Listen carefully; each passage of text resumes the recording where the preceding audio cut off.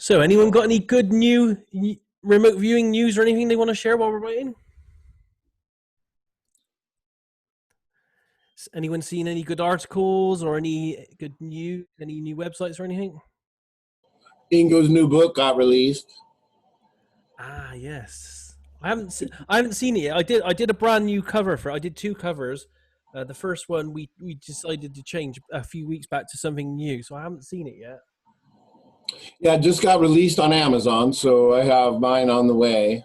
Right. I have a copy of it, but mine's a very early draft. It'd be different from the printed version. So I've got, even though it's weird, I've got a kind of a unique one in a way. Yeah, I can't wait. I can't wait to get it. It's a good read. It's quite thick. You know, it's about 3-4 inches thick.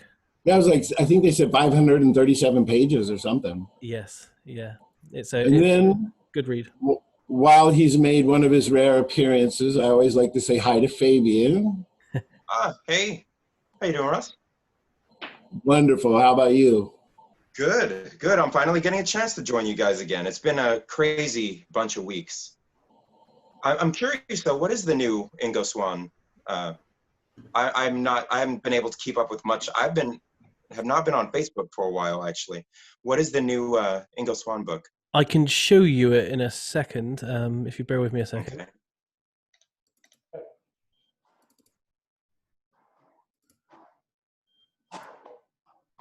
It's called this is the book. Bear with me. So this is it here. Okay. Let me move this out of the way if I can. It's too many screens open. So it's called Resurrecting the Mysterious, and it's essentially 2 transcripts that were in the Ingo Swann files that his family found and thought that they were so good they should be slightly edited by Nick Cook and then released as a new book. Awesome. Yeah. Okay. I thought he had written it from the grave. I'm going to have to get this. Resurrecting the Mysterious. Let me stop sharing there now. Yeah, it's a good read. I've had it for a while. I did cover for it. I'll put the Amazon link to it in the chat. Thank you. Awesome. So just as a note for anyone that's new, what we do is you can, we generally have an RV talk, and anyone can ask any question, and we all join in, hopefully respectfully. Most of the time, if you're not talking, it's good if you mute your mics when other people are talking. So you can ask questions verbally if you want to, or if you want to be completely quiet. If you find it, there's a chat window. For myself on a PC, the chat window is at the bottom of the screen and it's an icon, and you can type in a question there, and I will or someone else will get to that question and read it out for you. At this stage, for those that didn't come in time, we're waiting for Courtney. I've emailed him 6 times in the last hour, not heard from him. He's known for a couple of days what time it is and stuff, so we're just hoping that he hasn't forgotten or got his times mixed up or something. So until then, we can just do our normal RV chat thing about things that are going on in the RV universe. If anyone's got any questions they want to ask of each other or anything to share, please go ahead and do that. I'm just admitting people as we do this, so bear with me on this. Daz, would you like me to give Courtney a call and stir him up? Yeah, if you have his number, yeah. I can't access that myself right now. I've got so many screens open here at the same time. Yeah, okay. That one's not working. Someone's wrote here, can we go over some of the main differences between CRV and Courtney's? And I'm guessing you mean Courtney's SRV. Okay, that's a good question. Courtney was, and he may correct me on this, but I think I'm right on this. He was originally trained by Ed Dames, and I had the letter and communications from Ed Dames to Courtney about taking his training and stuff. So Ed Dames, who was trained in CRV by Ingo Swann, then trained Courtney for a while.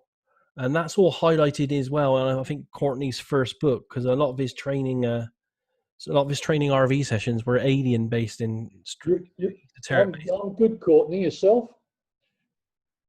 Have you remembered that you're supposed to be on with Daz right now?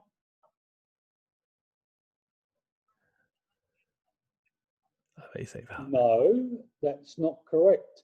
He's got it scheduled for right now. Yeah. Oh. Maybe you should do this live, Rick. There, I'll mute Rick.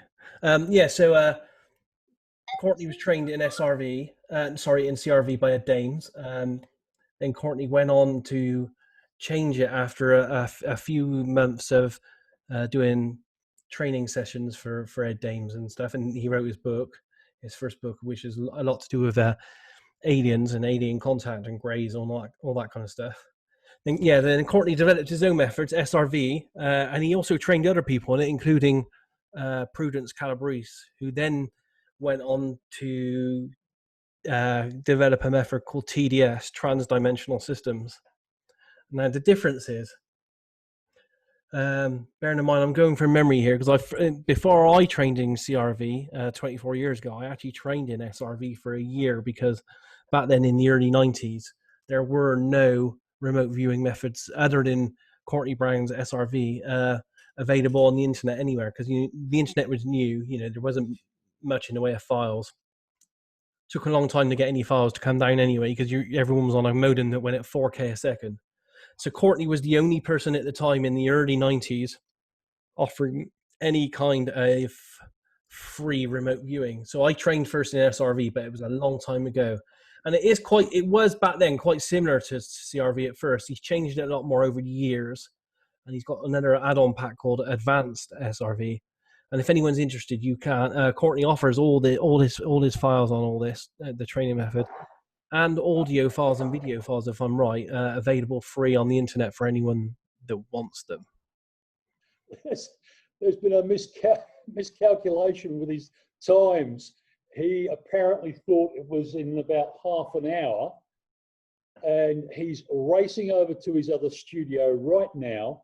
So he says, "Are you in communication with Daz?" I said, yeah, sure. He said, "Can you pass on my apologies and tell him that there was a miscommunication?"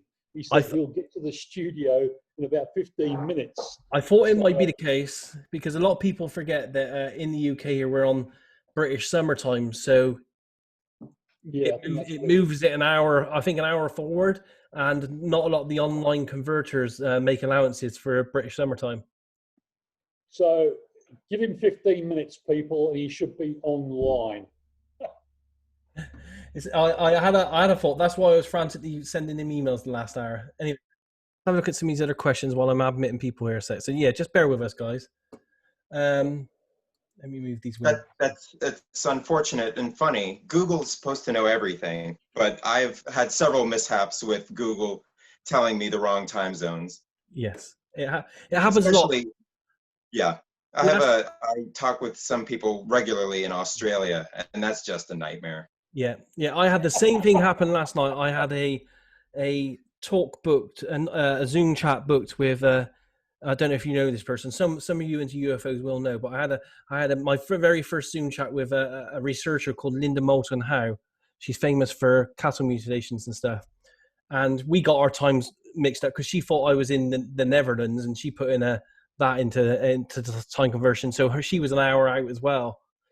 She was ringing me up saying, "Where are you? You're meant to be online." And I was like, "But we're not meeting for an hour." And she goes, "Yeah, we're meeting now." So I understand where the confusion comes from. Yeah, well, you should never go Dutch. Courtney has got confused with the exchange of hours. Yeah, it happens. Yeah, he'll explain it when he comes on. As I said, I was having this chat with Linda Moulton Howe last night, and I thought it was only going to be a quick one, but we ended up getting on really well because I've never spoken to her direct before. We ended up having a 4-hour Zoom chat, just me and her, and just let any of you know interested in that kind of things know, the more esoteric side of research with UFOs and alien bases and all that kind of stuff. We've done a project that she's very interested in crypto viewing. In fact, I can probably tell you about it. A few years ago, Linda Moulton Howe was approached by a witness, an Air Force person, that claimed while they were doing a routine flight over the Antarctic, they accidentally went over a secure flight path, and as they were looking down to the ground, they saw embedded in the ice a massive hole, and inside the hole they saw structures which looked like some kind of base or facility. And then when they landed, they got admonished for veering off the flight path, and they had all these men in black questioning them, all kinds of very strange stuff. So what I did is a target for the crypto viewing guys the other day is I set them that whole witness event as a target to see if they could verify the witness statement. And 5 remote viewers worked it, and they came up with some absolutely fantastic data, all of which indicated some kind of man-made structure with strange energy that was under and embedded in a surface in a remote location.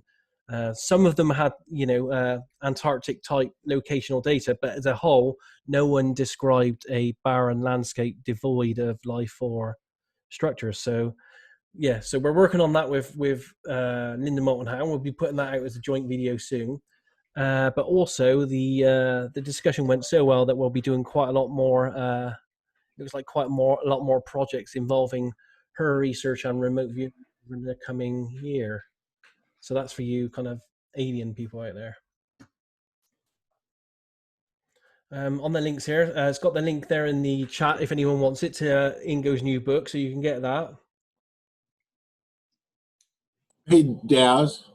Yeah. Would you mind if I just threw out a brief plug for Paul's new group? No, go for it. Okay. So Paul Smith has started a forum, or I'm sorry, a Facebook page called Remote Viewing / Remote Perception. And he's looking at a little bit of a niche for those of us, who are starting out, not totally oriented, to the varieties of instruction, but with an emphasis on new people being able to kind of, feel safe and not get crushed by too much opinion, too much weirdness, that kind of thing. The rules are, a little bit tighter probably than normal. So if anybody's interested, check it out. We're just getting on our feet. We've got 250 some people, a lot of really nice new people. Daz jumped in today. We got all kinds of discussion going. So it's not intended to be a replacement for anything. You have Daz's group, which is very tightly run. You have the Wild West group. And now Paul's just putting in his offering. So join us, check it out.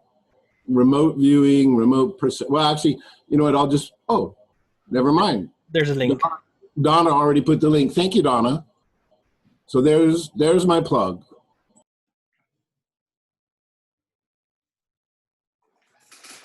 So Stano's asked, how did this transpire with Courtney coming to the chat?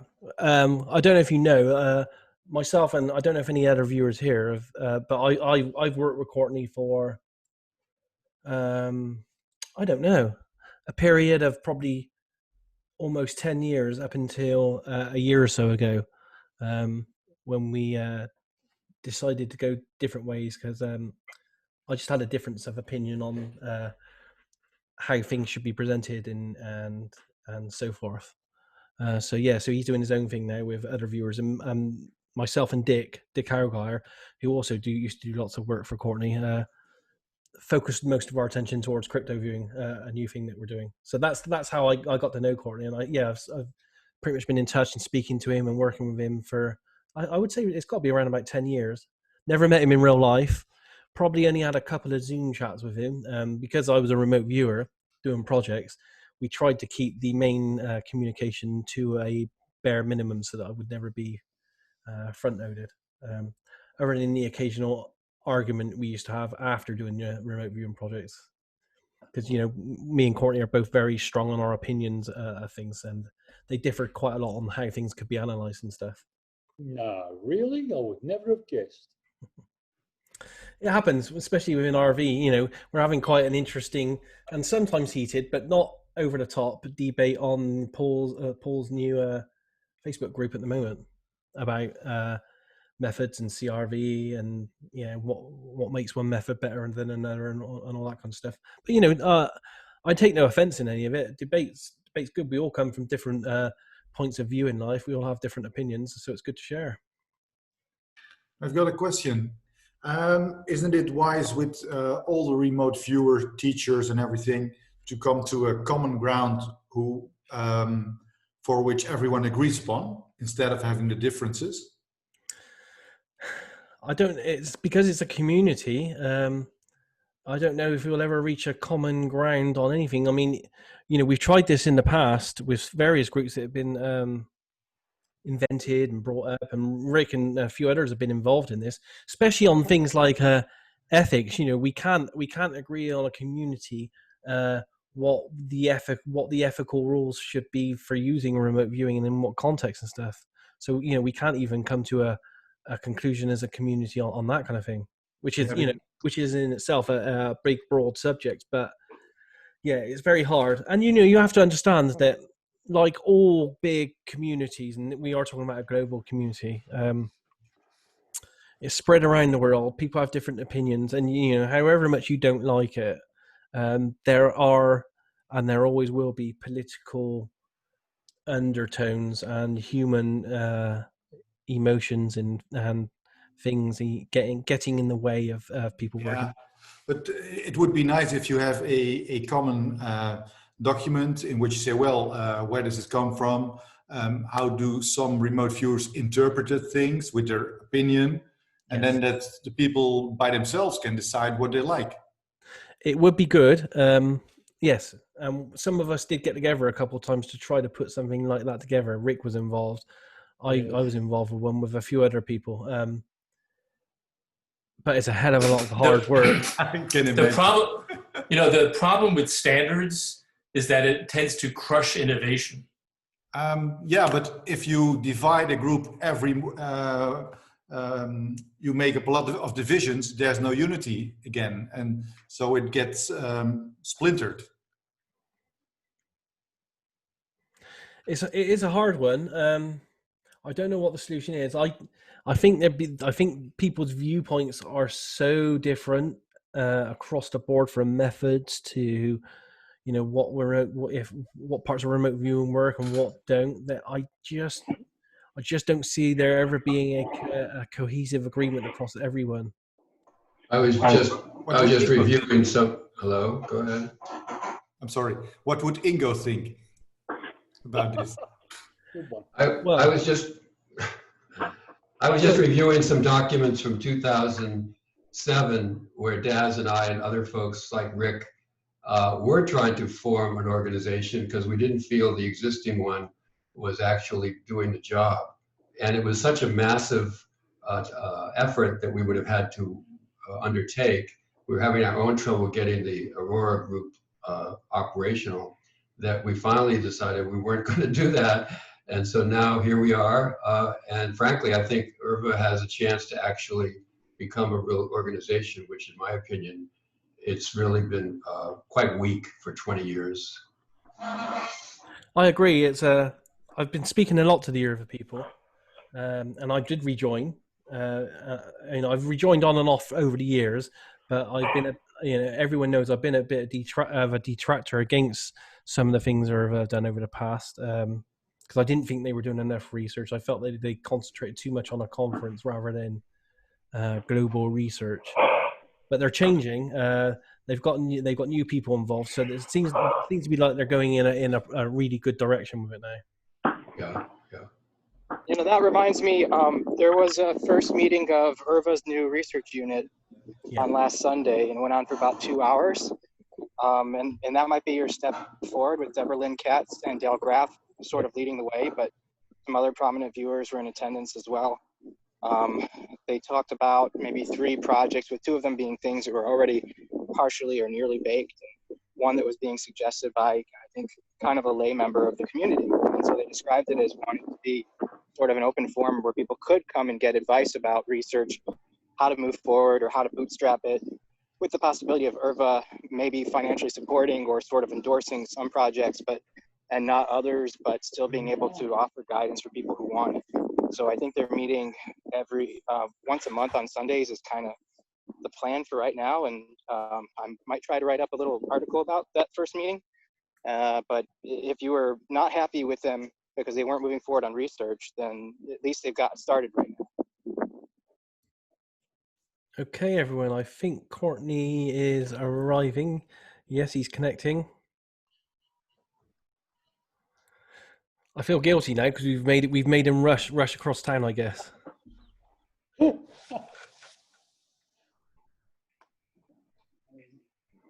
As long as his hair is not windswept, it'll be okay.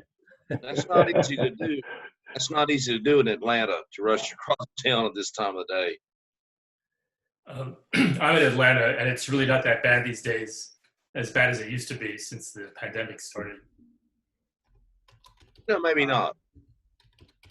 You know, while Courtney is logging in, maybe so he can get a moment to just kind of gain his bearings and everything. Yeah, let him log in. You know, I was thinking, you know, Daz, I'd like to ask the same question of Courtney, but I thought maybe I'd ask you as well.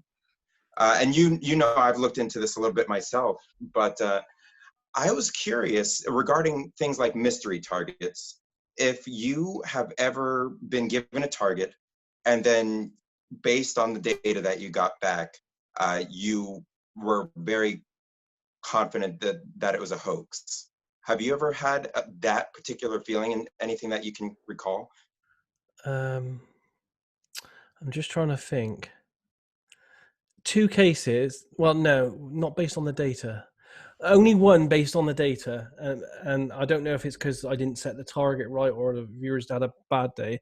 I set a target for other viewers, so I was the project manager, and the target was the famous Bigfoot film. I can't remember who wrote it. The Patterson, is it the Patterson film where you see the Bigfoot striding through the forest? Patterson Gilman. Yes, it was that one, and I set that as a target. And I think about 6 or 7 remote viewers did the RV data on it, and it was all. It didn't seem to have much that indicated any kind of anomalous type target in any way. So, or even anything that may even have been alive or human or not human. So I think that's the only one, and because it was only one trial using viewers that I didn't know what their ability was, I can't say that it's conclusive in any way. It was just that I think that's the only time that I've ever had a mysteries one where it hasn't come up with sufficient enough data for me to give it any kind of conclusion whatsoever. Gotcha. That's always something I've been very curious about, and if it was possible to test on it to see if it's possible to have worked in almost as one of the gestalts that, oh well, this feels like a hoax. Can something just feel like a hoax? Can something feel like it's imagination, or can something feel completely real? And so I've just been, I guess I'm curious to anybody that's, this question could be open to anybody. How many people feel like they could identify a hoax based on how it feels while they're remote viewing? Yeah, I don't know. Maybe that good one. Maybe I'll that's ask Courtney start with Courtney. Hi, Courtney. You okay? Hey, I'm great. Can you hear me? Yep. Hey, look, I want to apologize, everybody. This was a mistake that was just a confusion on whatever. I have it written on my calendar, 6 o'clock Eastern time, which I thought was 4 hours different from Greenwich Mean Time, and it was 10 o'clock Greenwich Mean Time. So there was just a misunderstanding of the time. I was expecting to actually connect with Daz in about 4 minutes, which would have been half an hour before you guys were meeting. And then, thank goodness, Rick, where is Rick? Rick Hilliard, where are you? He's there somewhere. Oh, yeah, Rick. So Rick called me when I was at the other studio setting things up for Aziz and Trudy and said, there's a meeting going on now. And I said, what? And I look anyway. So there was this time zone thing apparently. Yeah, I think there some places online when they do a conversion, they accidentally or they forget to miss out that in the UK here we're on British summertime, and that changes us by an hour. So are you 4 hours or 5 hours different? It's right now it's 5:30 here. Yeah, it's 10:30 here. So it adds an hour for British summertime. Oh, you Our clocks change, you see. Our clocks change a couple of times a year in the UK. And when we approach near summer, it goes forward an hour. And then later in the year, it goes back an hour. Well, at least same way here.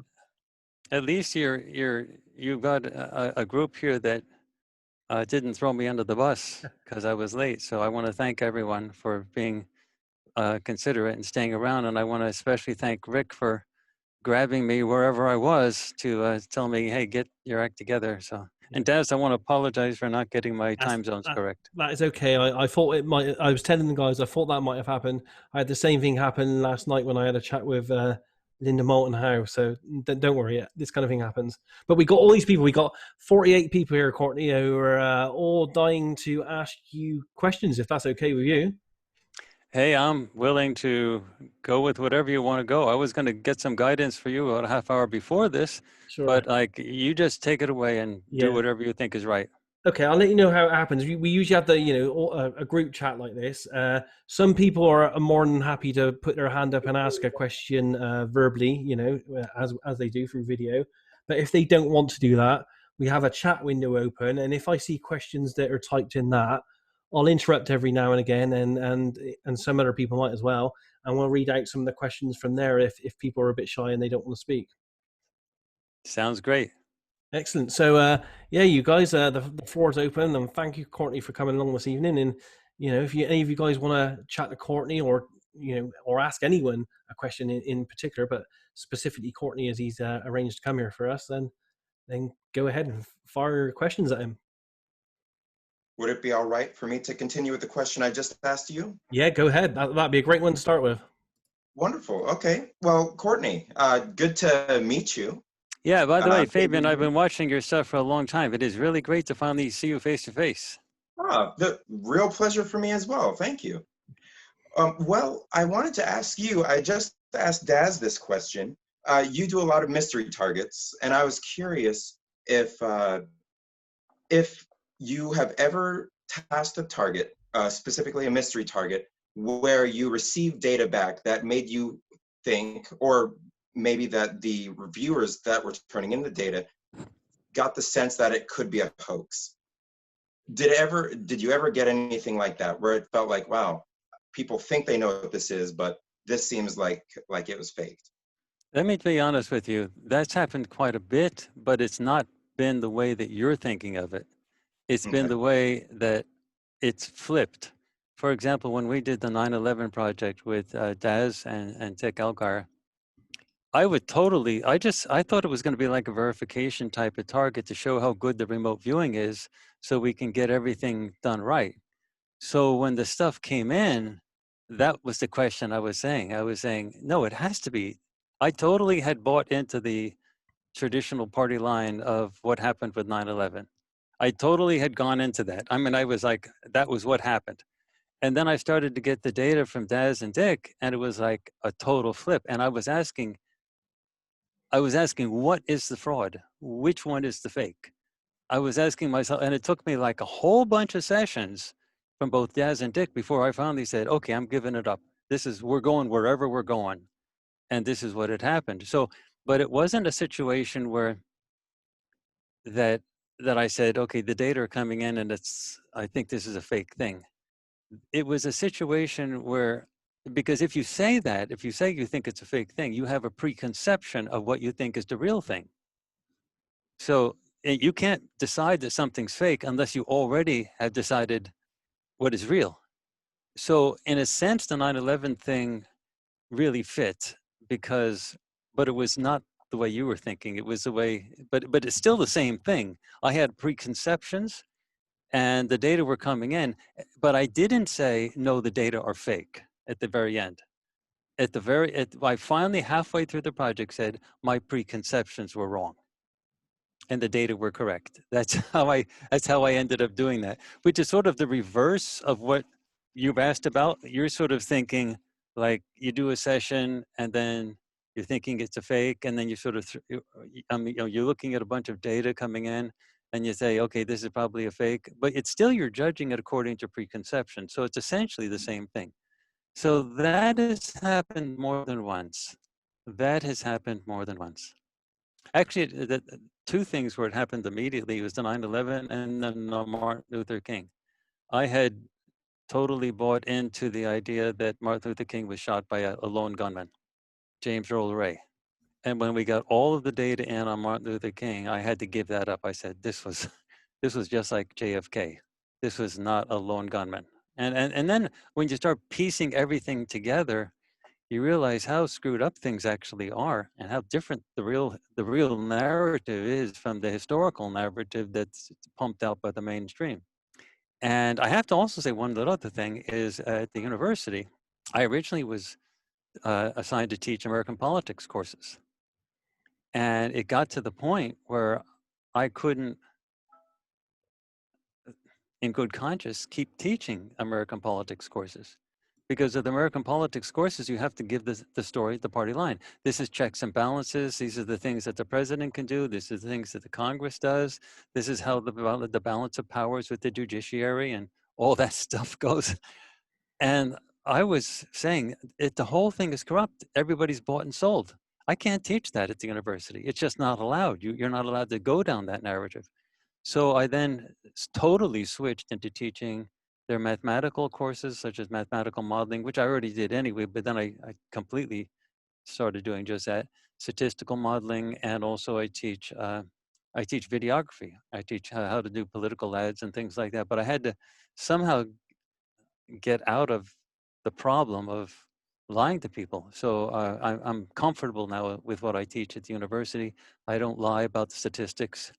But I mean, seriously, if I was to teach about about American political parties and a Congress and stuff like that, what would I do? You think I could actually go into a university class anywhere, and say Martin Luther King was shot by these 5 guys, or James Earl Ray had nothing to do with it? John Kennedy was shot by these groups, these organizations. You can't say that at the university level. So it's what you assume is real, what your preconceptions are, that let you define what is fake. And so what I have found is when you have sufficiently good quality viewers like Daz and Dick and the viewers that we're working with now, and they all come in with corroborating type of stories that all fit, I've learned to drop the preconceptions and just go with it and say, hey, if it turns out we're wrong, we're wrong. But this is the story. This is the narrative of the story that we've collected. And this is what we've got. But I no longer go with what the official narrative is on anything. I hope Thank you. Fabian, if that answers. It really does, because I've struggled with tasking things and then getting data that completely don't make any sense to me, and then completely go against what my preconceived notions were. And for me, one of the biggest challenges has always been unlearning what I thought I knew before I got the data. Yeah. And then when the data is consistent enough, I go, I wish I didn't task this in the first place, because then it kind of messes up your ability to communicate and have people think you're normal. That's exactly right. But there's a 2-step process that I've found to be useful. First is to get the data. First is to design a target based on your preconceptions. And then the second thing is, and very often what I do is I design a target. Most of our mysteries targets have 2 targets in them. I get the first target written first, and then I wait to see what the data are. And then I look at all the data, and then I design the second target to figure out what's next. Because if I design both targets with preconceptions, then it's just like, then like, what good is the second target? I mean, if I had done 9/11 and I mean, I had to adjust some things along the way when all the results, and Daz will talk, he'll tell you how much he was complaining and how much Dick was complaining, because it ended up being so many targets. Daz, what was it, like 6? And you were thinking like, this has got to end. You just can't keep going. But like the data kept coming in and my preconceptions had to go, and I had to design new targets. I had to say, okay, well, what happened this? What happened there? To sort of fill in the blanks. So now to stop that with our mysteries targets, to shorten them out, we have only 2 targets. And the first one's written now, going in, and then I look at all the data. and I look at to see if everyone's having a corroborative story. And then whatever the story is, I then look for the facts that back it up on the ground. For example, with the 9/11 stuff, after the targets data started coming in, I started to look at the videos really closely of Building 7, and that was clearly a controlled demolition. I started to look at how the towers actually collapsed, boom, boom, boom, boom, boom, boom, and I said, that's impossible. They can't collapse all the way down to the very bottom. Those bottom floors, it was 80 stories plus. Those bottom floors could hold 80 stores. And once all of the first 70 are gone, why are the other ones still collapsing? And then when you saw the Building 7, which was alongside, and then I saw, who was it?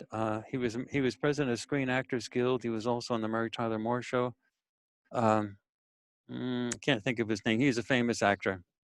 He had a documentary that he was hosting, and he said, you really need to rethink 9/11. The whole thing needs to be rethought, because that really does look like controlled demolition, and those charges had to be placed in their place at least days, but probably a couple of weeks in advance. You can't just put those charges in there to bring down that building while the Twin Towers are on fire, collapsing, everybody's panicking. These things have to be done delicately to get that stuff to work. And so I started to, then I started to look at some military people talking about, and pilots talking about what happened with the Pentagon. And then one guy, a general guy, said, honestly, when planes fly into something like the Pentagon, they normally have wings, like big wings. You could see the wings. And it was this question, like, where are the wings? And so I started to sort of getting other stuff. So Fabian, the process for me is first to get this. Now the process is first to get the initial set of stuff, and then reevaluate my what I was thinking beforehand, and then to redesign the second target to match sort of a way of pursuing what we got with the first target. And that's how we do it. So thank you. I've seen a bunch of examples of how you do that. So thank you. That helps a lot with clarifying. Yeah, when they go after the second target now, just know in advance that the second target was written after the data came in for the first target. So if it looks like we were going into something really deep, and how did I know in advance to do that? It was because we looked at the first target, at the data first for the first target, and then I said, okay, we need to do that. And we used to do that all the time anyway, but it was sort of hit or miss. And Dick and Daz used to complain mightily about, these targets. And sometimes the projects would go on and like more targets would come. Like, what? I thought we were done with this. And they would rightfully complain, like, where did all these targets come from? Is this the end of it? I said, just one more. It's a small one. It'll be quick. Anyway. Awesome. Okay, thank you. I think two people got their hands up at the moment. Let's start with David. David's iPhone. He's got a question, I think. Hey, Courtney, big fan. Hey, David. I'm a subscriber. I like the stuff you do. I like how you stretch the capability of remote viewing. I think it's really cool. My question to you is, one, SRV. What made you develop that method? What made you deter from, and what do you think you're getting out of that method as compared to the, are you ever going to go after Sasquatch? Okay, David, I didn't get all of it, but I think I got all of it. I got enough of it to answer the question. So if I don't answer it everything right, just say it again, but I think I got enough of it.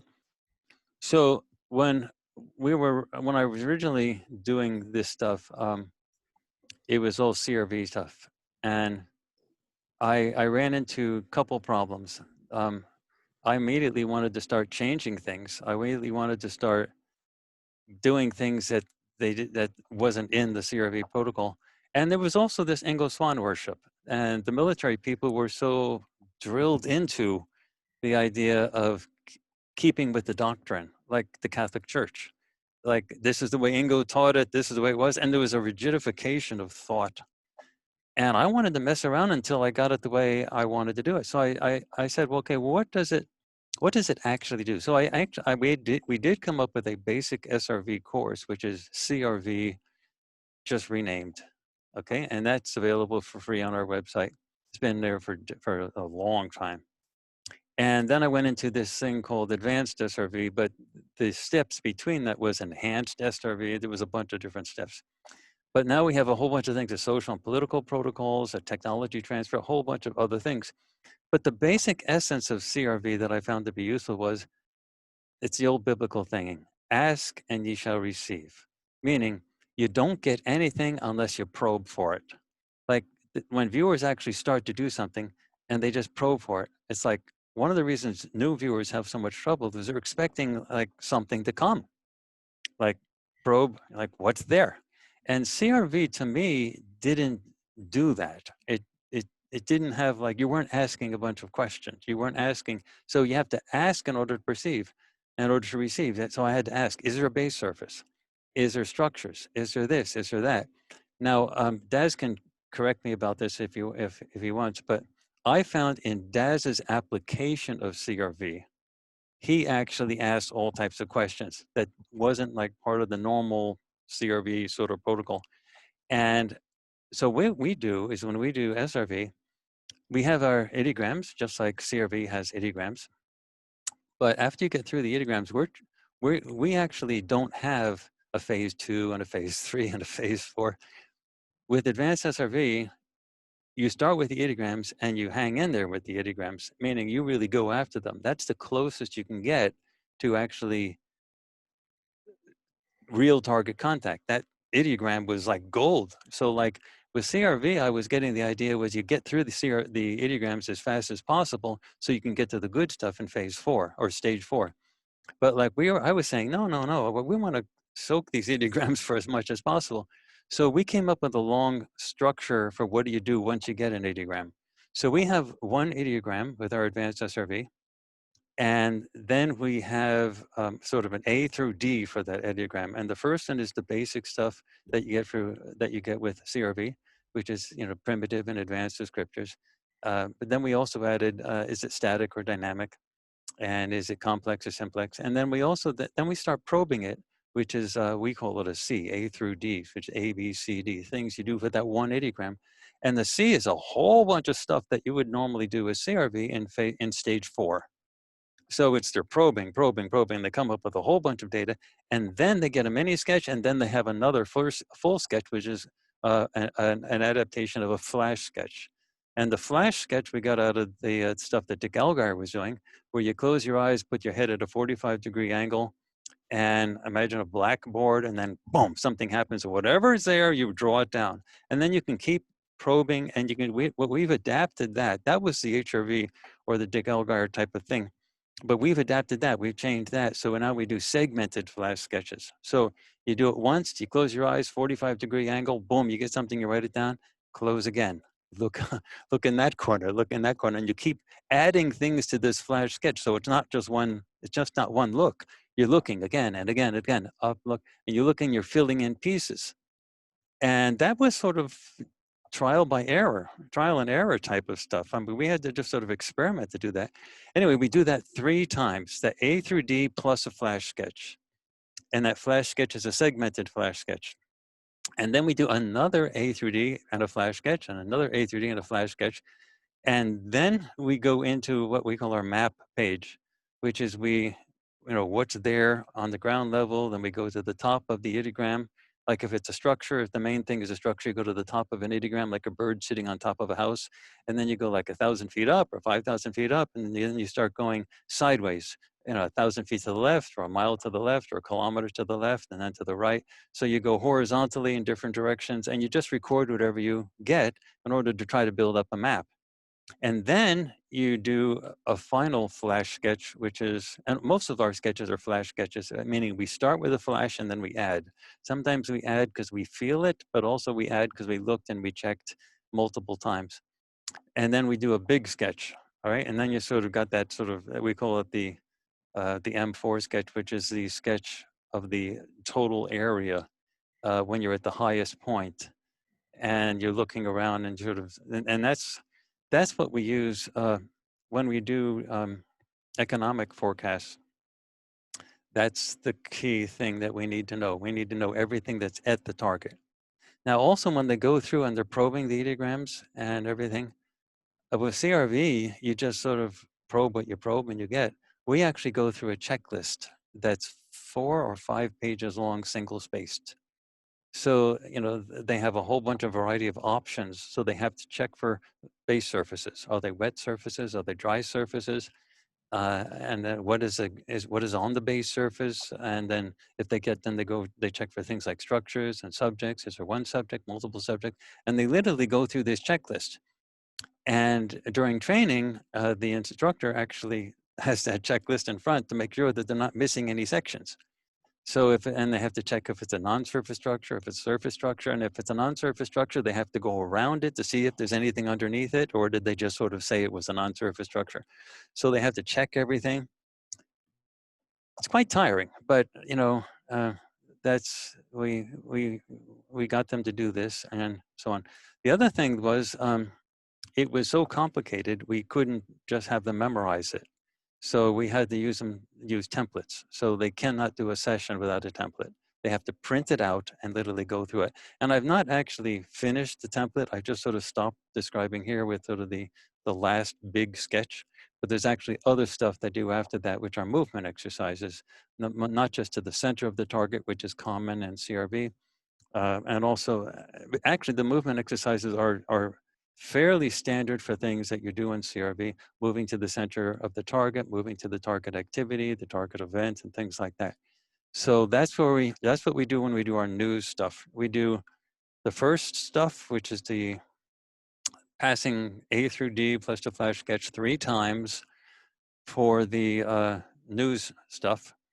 And then we have the big sketch, and then we have the movement exercises, which are fairly standard for CRV. Most of our viewers can get through a whole session in one go. Some of our viewers can't. They have to actually break it up into 2 days. So Kamaya, for example, she likes to break her stuff up into, she does the stuff up to the last big phase 4 sketch. Or no, there's no phase 4. So the last big sketch, our so-called M4 sketch. And then she calls it a day. And then she comes back the next day and does one. Actually, our sessions start with 6 ideograms. They're sort of warm-up ideograms. So before we get to an ideogram that we probe and do a lot with, we've already done 6, where we do the basic stuff of CRV. Primitive descriptors, advanced descriptors, just 6 of them in a row to sort of get warmed up. And then we go into the ideogram that we do a whole A through D thing on, plus the big flash sketch. Because you don't want to spend too much time with one ideogram unless you sort of got the stuff, the fluids going. You want to get warmed up first. And so when they come back the next day, they do the first 6 ideograms and 1 pass through A through D, which is the A through D part, which is the ideogram, primitive advanced descriptors, and then the long probing through the long list that they have to check mark, and then a flash sketch, and then they go directly into the movement exercises. So some viewers find it too tiring to do the movement exercises after doing everything else, so they break it up into 2 separate days. And that's the other thing.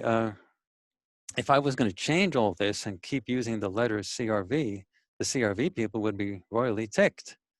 So they wouldn't like that. So I had to say, okay, let's call it something else, SRV, Scientific Remote Viewing. And that sort of gave me an ability to adapt it to whatever we were trying. And we were doing it trial and error. We were trying new things, and we still do new things. We still do completely different things that we adapt. We have a whole bunch of economic protocols that are very different from the ones I just described for doing our forecasts. And so, you know, that constant innovation was very different from the military point of view, which I really found very difficult to deal with, which was the worship of Ingo Swann. I mean, he was a great inventor. That was great. But like, do you still want to walk around with a Model T Ford? I mean, what's wrong with a Tesla? I mean, so do you want, nothing stays the same ever. And this idea of worshiping Ingo, I mean, I love Ingo. I think he's great. I've never met him. Daz has met him, but I think he was wonderful. But things are going to change, and everything's going to change with SRV as time goes on. So nothing's written in solid granite or anything. It's going to all change. But the CRV people, the military people, they were sort of too much into the idea of, I was there with Ingo.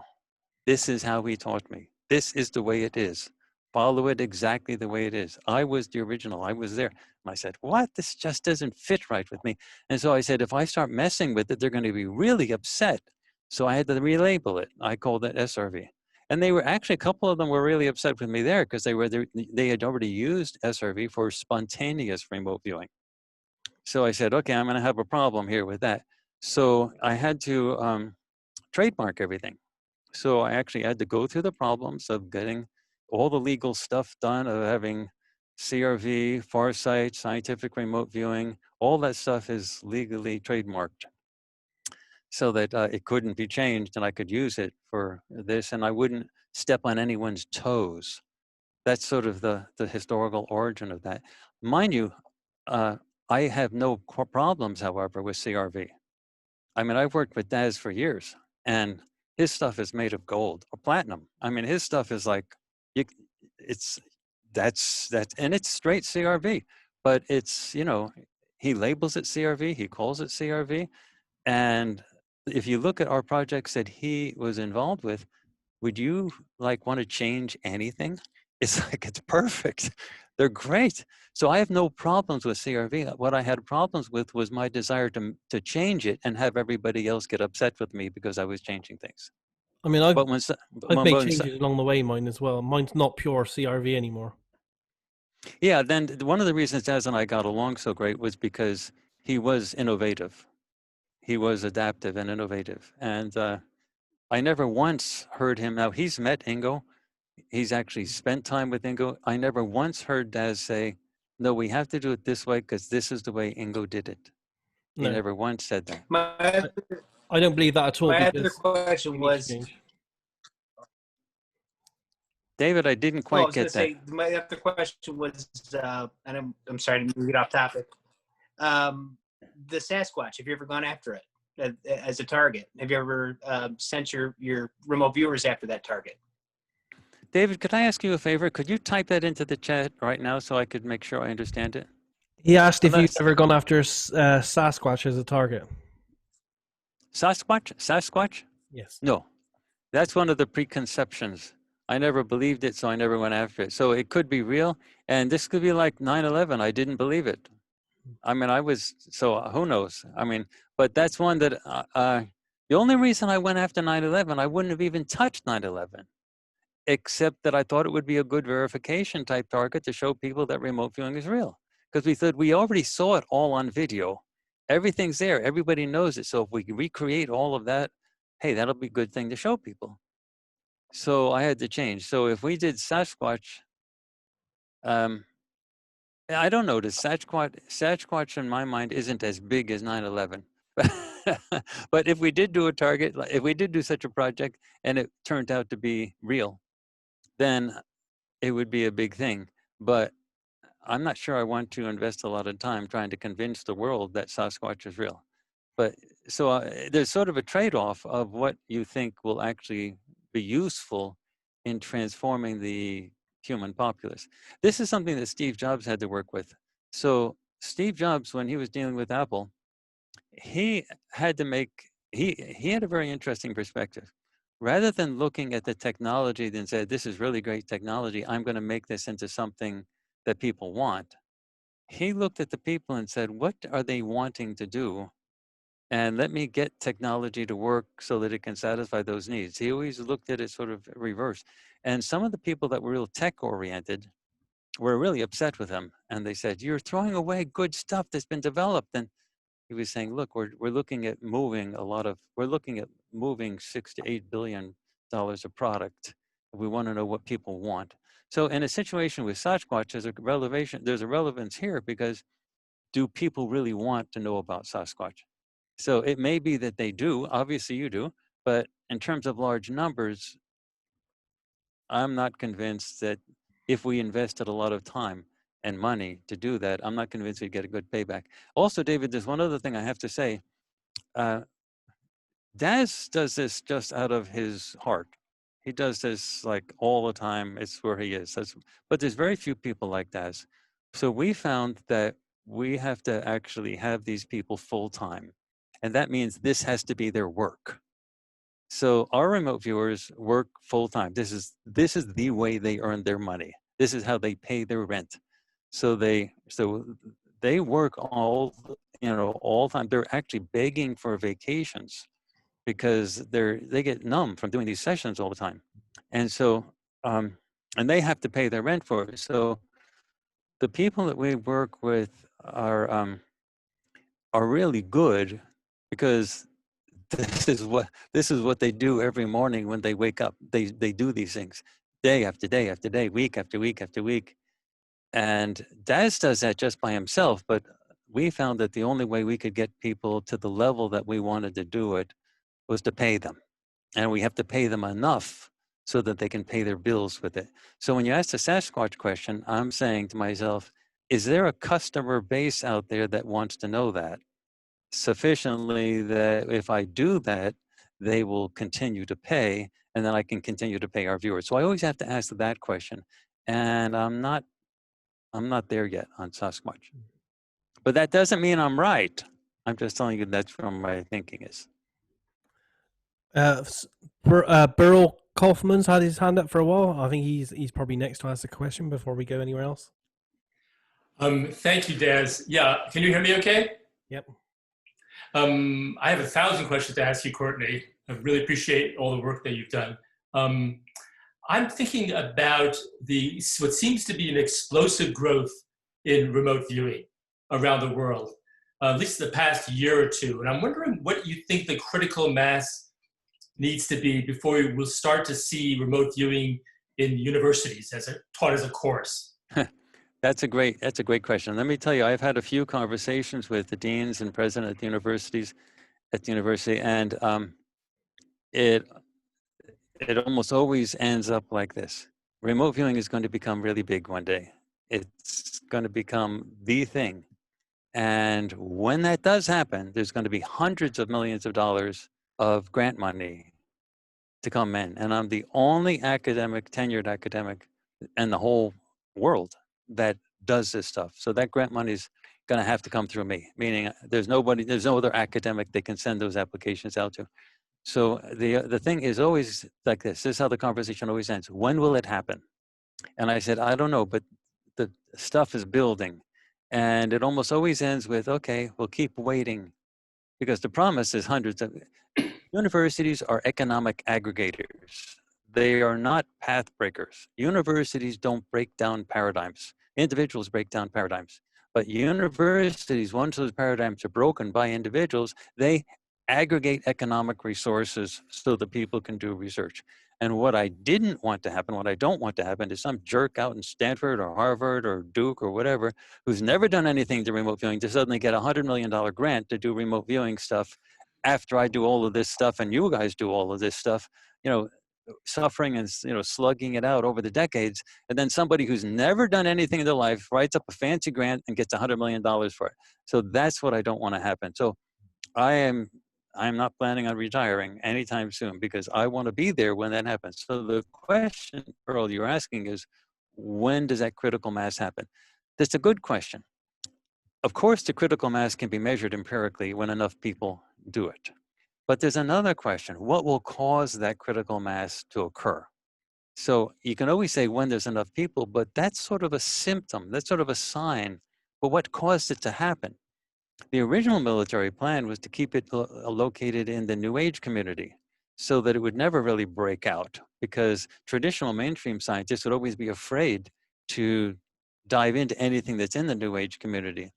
So the more crazy things go on in the New Age community, the better. The flat earthers, the hollow earthers, all that stuff, they're great for that New Age community because mainstream scientists look at that and say, I'm not going anywhere near that.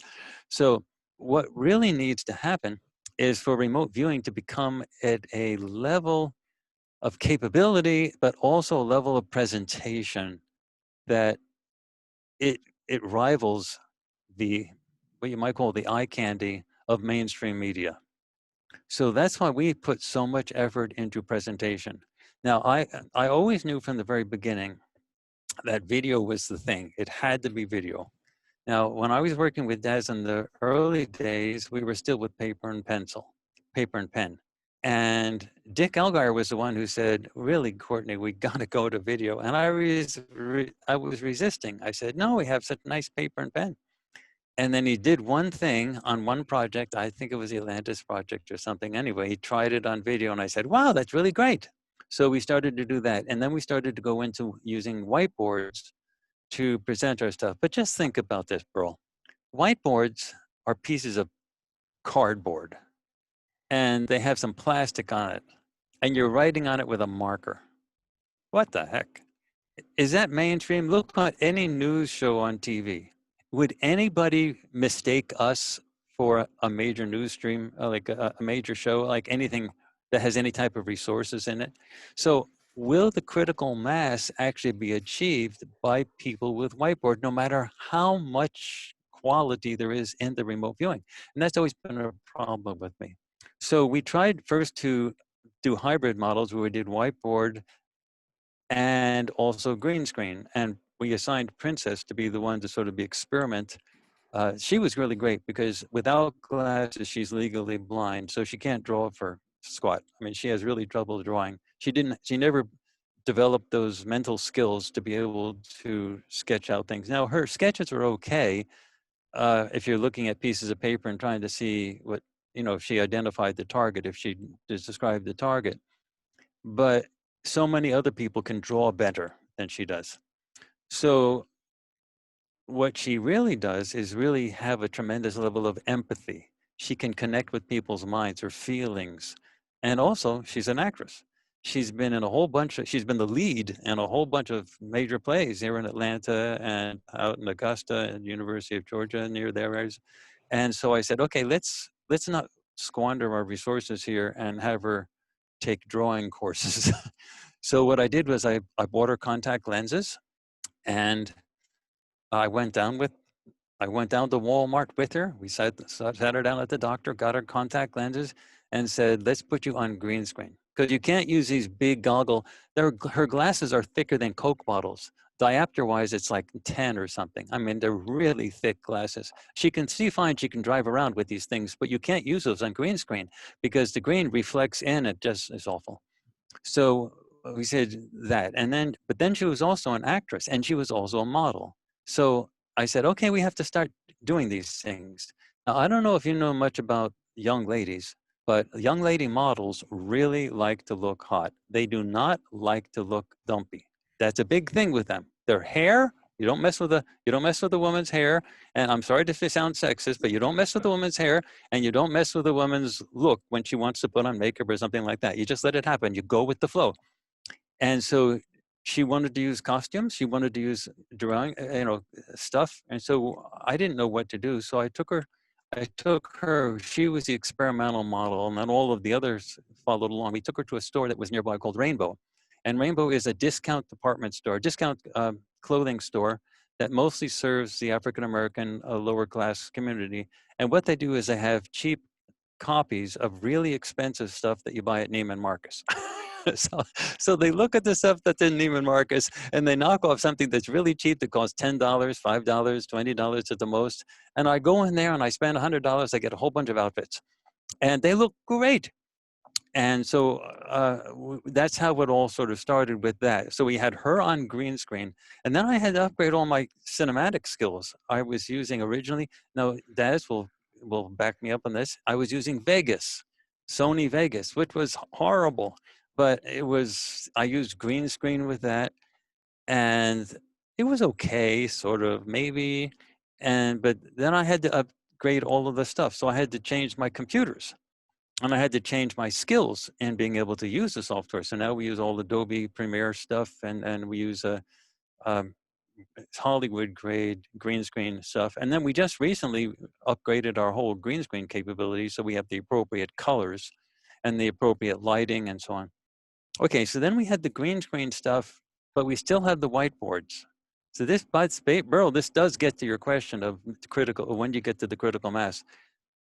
we were never going to get to that critical mass or contribute to the overall critical mass concept if we were still using whiteboards, pieces of cardboard with plastic on it with a marker.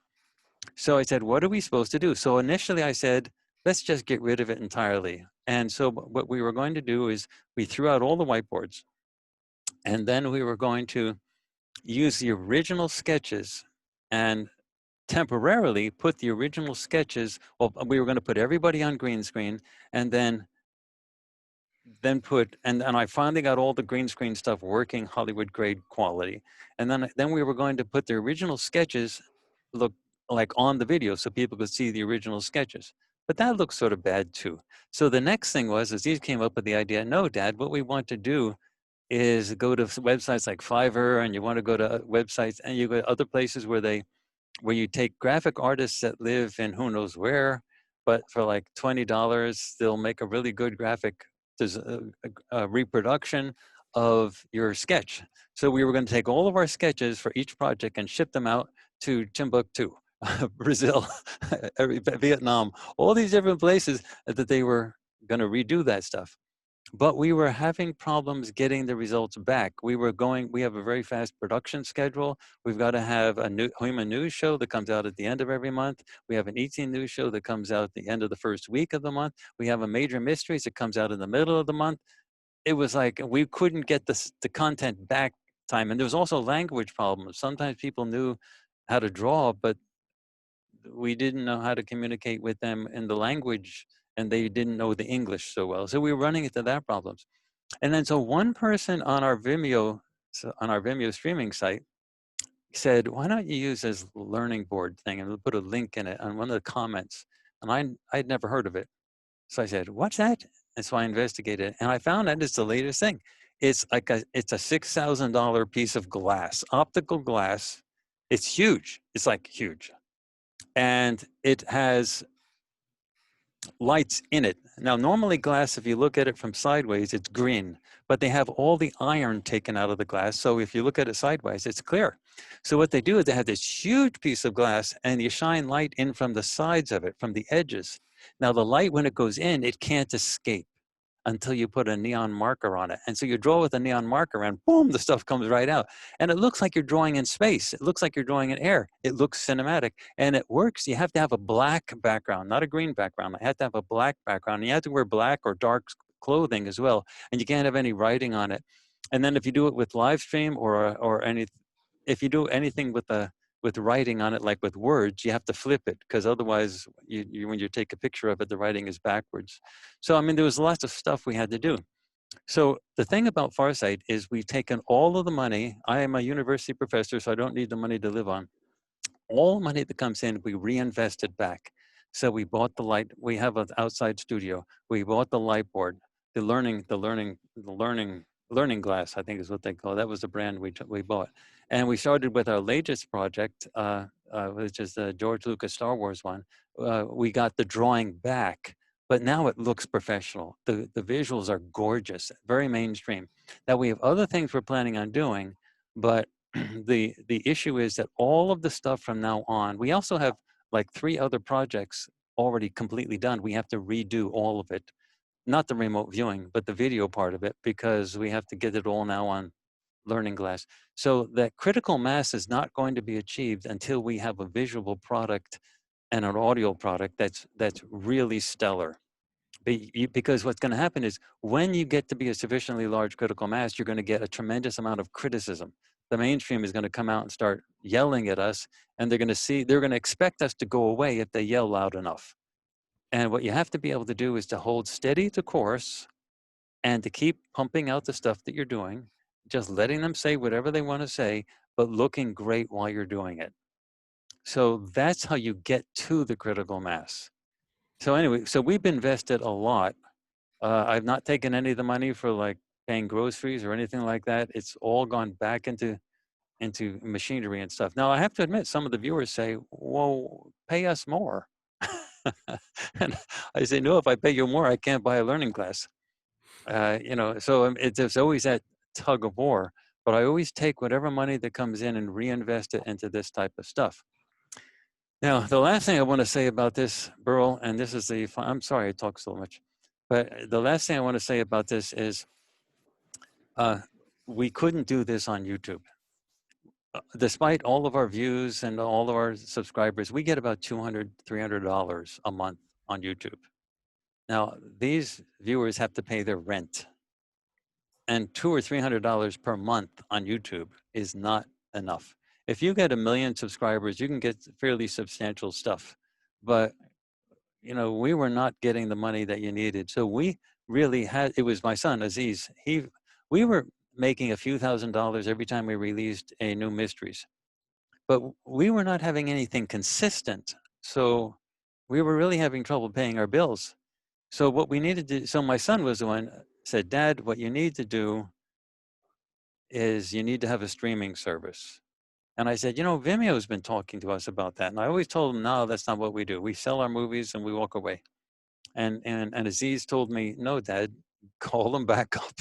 You need a streaming service. Everybody's doing streaming now on. You have your own channel and you have them pay a monthly fee. And there's an audience out there that will follow you if you have a good enough content. If you supply the content that's good enough, they will follow you. Put it to the test. If they don't follow you, then it wasn't worth it in the first place. Just do it. So we did that.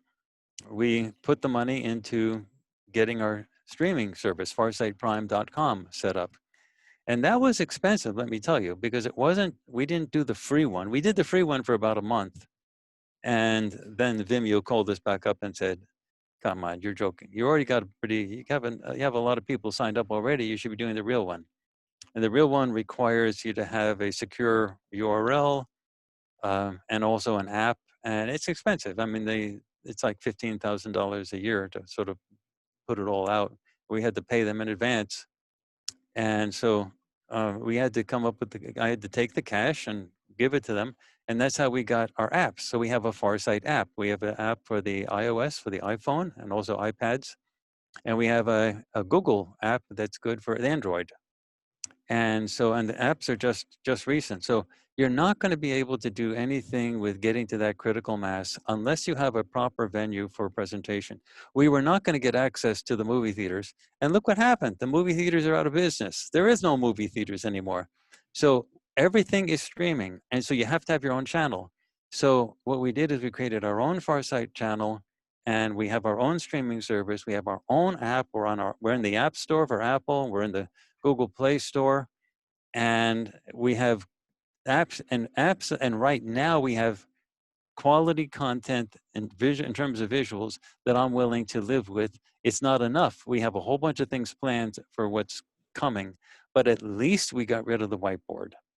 We're now using quality green screen. We're not using the whiteboard anymore, and it's the next thing is we're going to go the route of Fabian and start putting dramatization in and mixing that with the real stuff.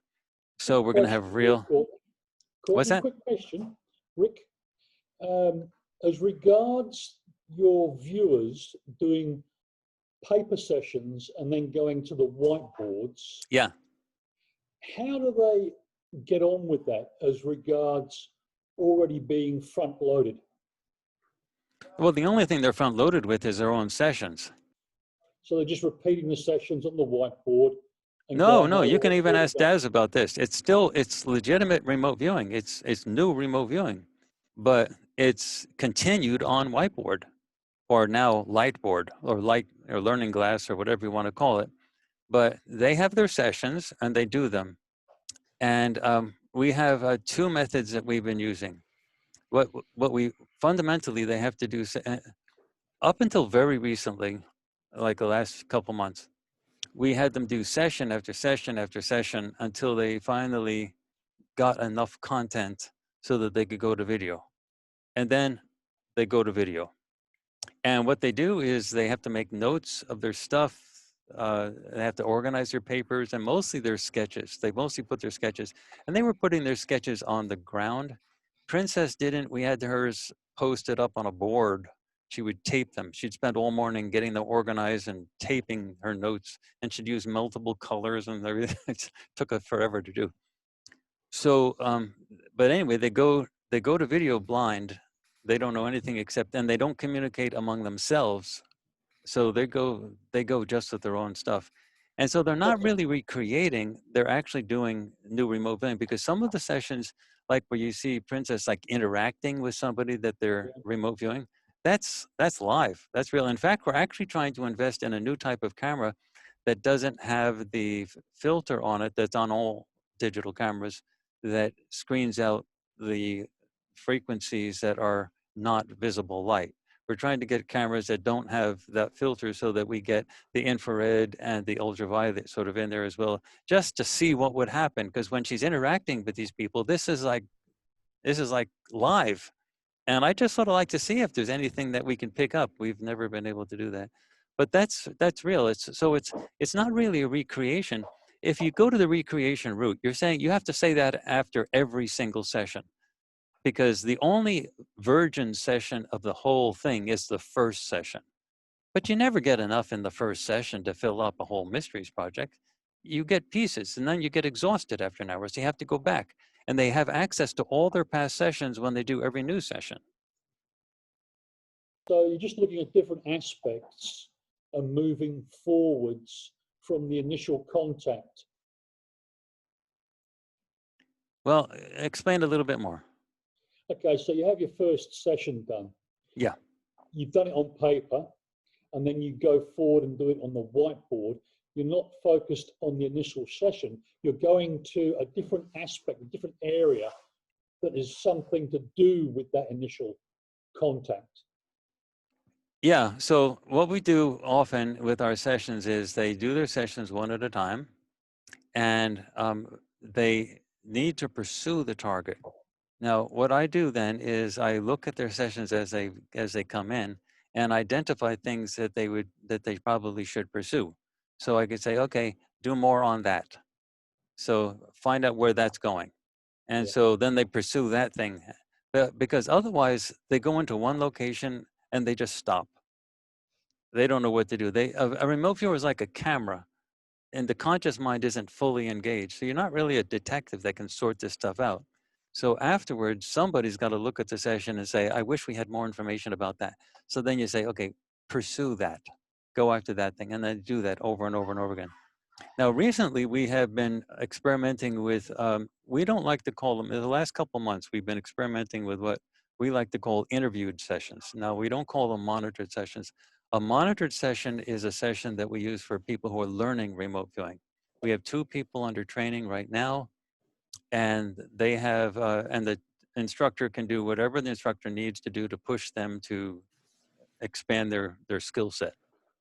But when you have an experienced remote viewer and they have a session, well, it's expensive for us to say, okay, come back tomorrow and do another session and pursue this thing that you did. And then come back again the next day. Until a couple months ago, that's what we used to do, day after day after day, session after session. And they get tired and they don't have enough time to go to the next thing, which is economic forecasts, another project we're dealing with. So we have been experimenting with not monitored sessions, but interviewed sessions. And an interviewed session can only be done by someone who's absolutely poker faced. And we do them over Zoom, and sometimes we use FaceTime.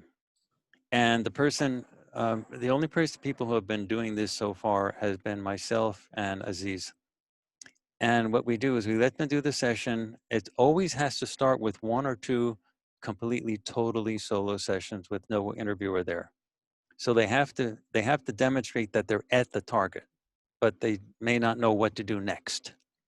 But they have to have very clear visuals and very clear descriptions that they're where they're supposed to be.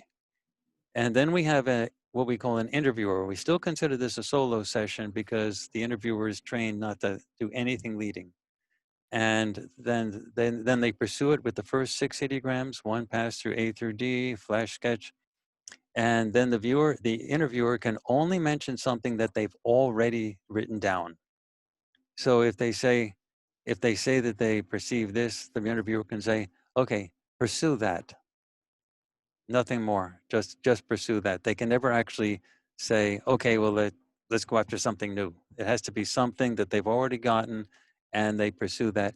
And that has turned out to be a time saver for us, so that we don't have to have them come back day after day after day, because otherwise we wouldn't get some of these projects done. So we've been experimenting along those lines. The original method was the one that we dragged Daz through, which was session after session after session after session, until Daz, I don't know if you want to object to this, but complain about that, but I tell all of you right now that Daz typically quit 2 times for every project. I mean, he would get fed up. We would just be pushing and pushing and pushing. No, you have to do more on this. You have to do more on that. And literally, he would just walk off, and then I'd have to send him an email. Sorry, Daz, I didn't mean to push you. I mean, we really value your work and everything like that. Beg him back. And so, and it took us months. I mean, Daz, how long did the 9/11 project take us? It took us forever. I think that, yeah, I think that one went on for three months. Yeah. Actually, I think it might have gone on. I think we started it in December, and I think we ended it up like around March or something. It might have been 4 months. Yeah. Anyway, so that's what we've been experimenting with, a way to get around the time issue by using, but we don't want to call it a monitor, because we're sufficiently well trained to not let anything slip. So we want to call it an interviewer. That's how we separate that. And we have it up on our website for the in the SRV section, where all those things are described. We talk about the difference between a monitor and an interviewer. A monitor we use for training, and they can do anything that's necessary to get that viewer to expand their capabilities to do anything. But an interviewer can do very little. But at least they can tell the person to keep on going until the session has enough in it. Are you a tough boss, Courtney? Are Yeah. you a tough boss, quite strict, you think, with the team? Mark, I didn't quite get that. Daz, did you understand what the question was? Yeah, he said, are you a tough boss, and are you quite strict with the team? Oh, that's a good question. They seem to like me. I'm very supportive of them. And I must admit, sometimes they run into financial problems, and I don't hesitate to help them out when there's financial issues. I don't say, oh, no, you've already been paid this. This is it. Go away. If you want more money, do another session. If they run into problems, I've made such a huge investment. Farsight's made. We all have made such a huge investment in these people that I'm not going to let them go. Like Princess, she got pregnant. And what am I supposed to do? Well, that doesn't, can't work here anymore. I'll get somebody else. No, I invested so much. She got pregnant. I said, okay, we'll just go with it. So we've got another little baby apparently on the way, but I'm not going to say any things. I'm going to have to, the person, you may end up seeing the person by a baby bump growing eventually, but I'm not going to be the one to talk about it. But there may be more than one. So, I mean, these things happen. And, when they're beginning pregnancy, they have trouble doing their sessions. They throw up a lot.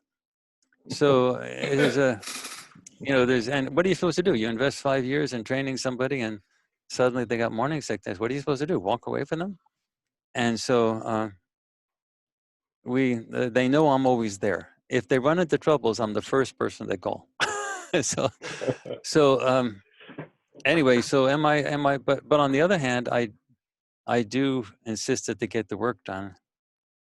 And sometimes I've been sort of tough in the sense that, no, this is the way it's got to be. And if you don't have some strict rules that you apply, nothing happens. But on the other hand, you can't be so severe that you break the human connection. So it's sort of a combination of both. I mean, I want them all to be multimillionaires in some years, because the more they prosper and the more they become really good, the more they're going to change the world. Meaning, the better they are, the more capable they are, the more famous they become, the more the world's going to pay attention to them. The world doesn't pay attention to poor people. The world does not pay attention to poor people. You have to have money. So having money is not a bad thing. And I want those viewers to have the cash, and they know that I think that way. Well, they are the future, aren't they? They are the future of remote viewing at the end of the day. Oh, that's another thing. There's a generational thing. I really felt very strongly that the remote viewing community had to expand into the younger demographic. Yeah. It was too male, it was too old, and it was too white. And I really felt that had to break. And so I really focused on people who were, actually economically fragile, and not always white, and who were both needing the work and grateful that someone was willing to help out. And they became very loyal, and they kept struggling and working at this. So that was a big thing. And then I've been very carefully looking at the audience to see if it has grown out of the white older demographic. And it's starting to expand. We're starting to get more people, African Americans, people of color, a whole bunch of different races. And we're getting a lot more young people that are becoming interested in this. And that will help a lot with the apps, having the apps out, because young people don't look at computers. They look at their phones. Their phones are basically everything. The other thing was everything in the old days was so focused on Facebook. And now Facebook is sort of an old time type of thing. And young people are into Instagram and TikTok and all types of other things. And so, keeping up with the, am I going to say it? Keeping up with the Kardashians or keeping up with the Joneses or whatever is sort of important to the whole thing. But the younger demographic was very important for me to try to get. We're also going to be expanding into other countries. We're going to be expanding into Africa slowly, and we're going to be expanding into Asia slowly. I'm fluent in Swahili, and I really have a love for Africa. Aziz, as you may think this is weird, he's African American, of course, but he's totally fluent in Mandarin and Thai. he's an Asian-oriented person, so he's going to be helping us with expanding into not only Africa but also Asia, and that's going to be different. It's not going to be the same as what we did here. It's not going to be just like training remote viewers. It's going to be different. We're going to be using the Asian and African talents in different ways. Graphic artists, manga stuff, cartoons, like comic book type stuff, and then integrating that with types of things that young people like to see. I don't know. Did you ever watch any shows like Dragon Ball Z? Yeah. Yep. Yeah. Well, stuff like that would fit right in with the remote viewing content. And if we could get people in Africa and people in Asia to inexpensively do a lot of the animation for us to have those type of things, that would be a great way to help get the very young demographic interested in this type of thing. It sounds like you're actually changing the entire face of remote viewing, looking forward into the future. Well, we're not trying to change anybody. We're trying to do our own thing. Yes, yes. So, what other people are doing with remote viewing, I find to be tremendously good, tremendously interesting, and tremendously necessary. It's just that we're trying to do something of our own, and we're not trying to take away from them, and we're not trying to compete. We're just trying to do something that adds to the overall mix of the stuff. But we do have a very clear idea that we want this to be accepted by the mainstream, not by having the mainstream power brokers accept us, but by having people, especially younger people, younger demographic, and people just plain, walking around, normal people of all ages, older, middle class, middle age, everything, just interested in what we do because there's a product that they like to look at. And then it won't really matter what the mainstream power brokers say or do. It just won't matter what they say or do. It will really matter is where are the eyeballs? Who's looking at what? Courtney, Courtney, if I may, or Des? Courtney, No. Brill, go ahead. hey, I just had a quick related question to what I was asking before about critical mass, and that is, they say that the government program ended in 1995, I think it was. Do you really think it ended, or do you think that? No, there's no way in the world that that ended. They absolutely have a much bigger military remote viewing program going on now than it was before, and it's much more In the U.S. or just the U.S. or? Yeah, of course, and it's much more experimental, and I suspect it's much more along the lines of things that I would not do. They probably pushed all the buttons, including trying to enhance the remote viewing experience through the use of drugs. They probably pushed all the buttons, but there's absolutely no possibility that they actually closed it down and turned it off. That's not a possibility. China and Russia? Well, one of our old members of the board, now deceased, Michael Duvall, he was in the top 5 of 2 White Houses, both Nixon and Ford, and he was a member of our board. And I won't tell you who he went to see, but he went to see some of his friends after he learned how to do remote viewing with us. He went to see some of his friends in Washington, and he talked to them. They were the best. They were the top of the top. They were the best of the best. And there was no ambiguity whatsoever. They had no problems with the capability or the reality of remote viewing. They were not willing to go on record with telling him what they were doing, but they were very blunt with him that they were interested, that he was interested in this now, and very interesting that he came to ask them about them. But they were very clear that the government never entertained the idea that it was a worthless thing. It was a very interesting and high priority thing for them. So, I mean, I've got other stuff, but that was as close as I can be willing to say right now. But there's no possibility that the government is not doing this. They're not fools. They're not stupid. They're smart.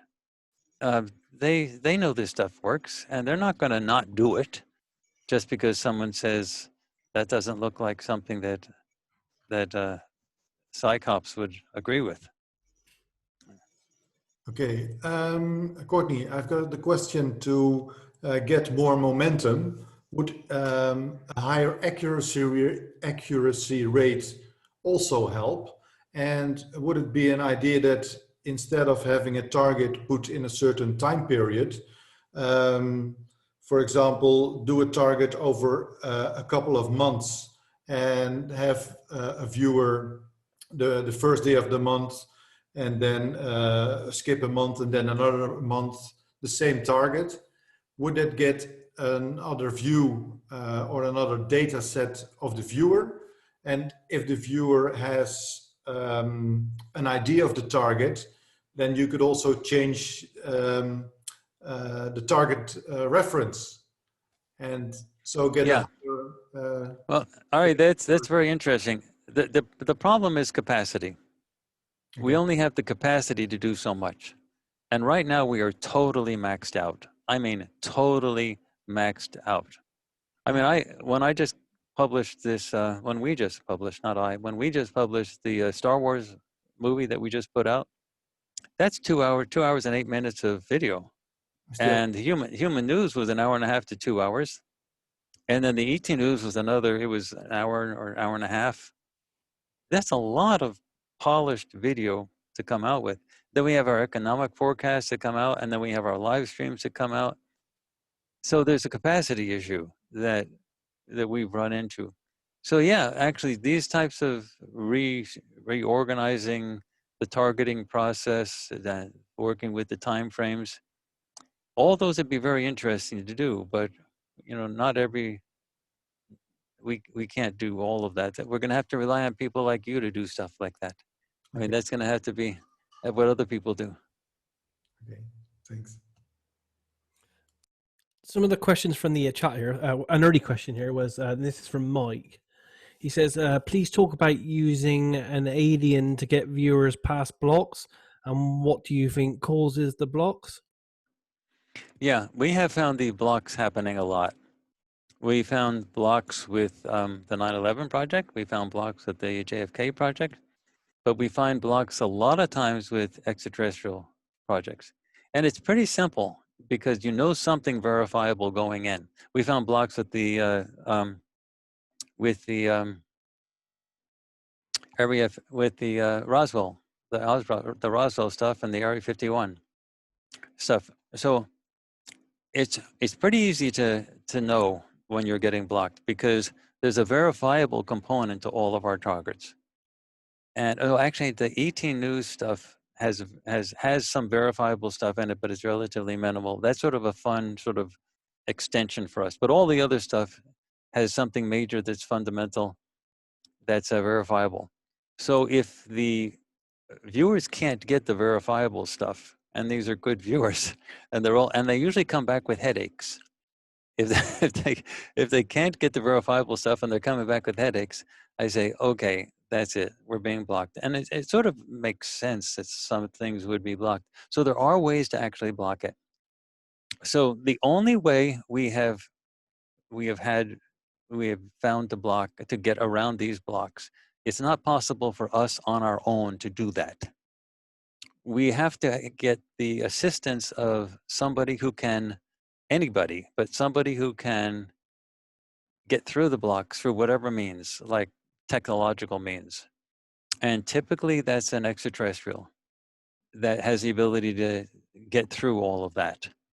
And then you can go into that person's mind and ride their thought process like a carrier wave.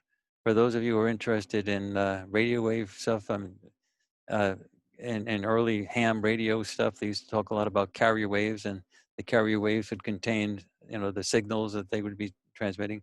So you essentially ride that person's mind like a surfboard. You ride it as a carrier wave into the target, and that's the only way we have found to do that. And we basically made sort of an agreement with a group that seems to have assigned us a mediary that's willing to do this. And whenever we do get the blocks, we request help.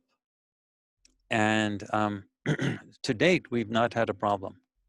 And what we have had is actually very interesting. Oh, by the way, how does that get done? I write it on the target queue. It's a section that we never publish, but it's a little thing on the top of the target queue. The remote viewer will perceive through the consciousness of XYZ. And then I have the regular target.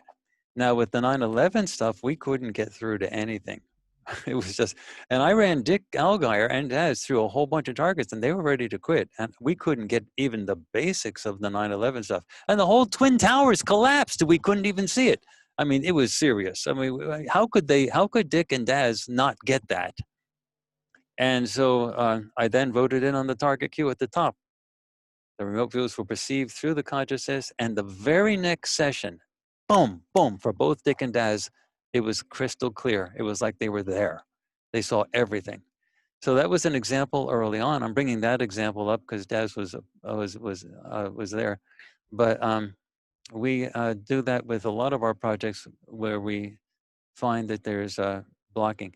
If there's not early evidence of blocking, we don't do that. So we don't want to use it and abuse it. But when we don't want to become dependent on it. But when there's no other way, that's what we do.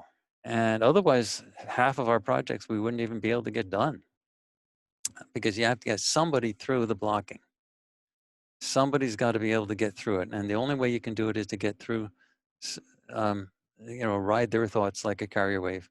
Now, it may be in the future that there'll be technological ways to do it, the anti-blocking stuff, but we don't have access to that.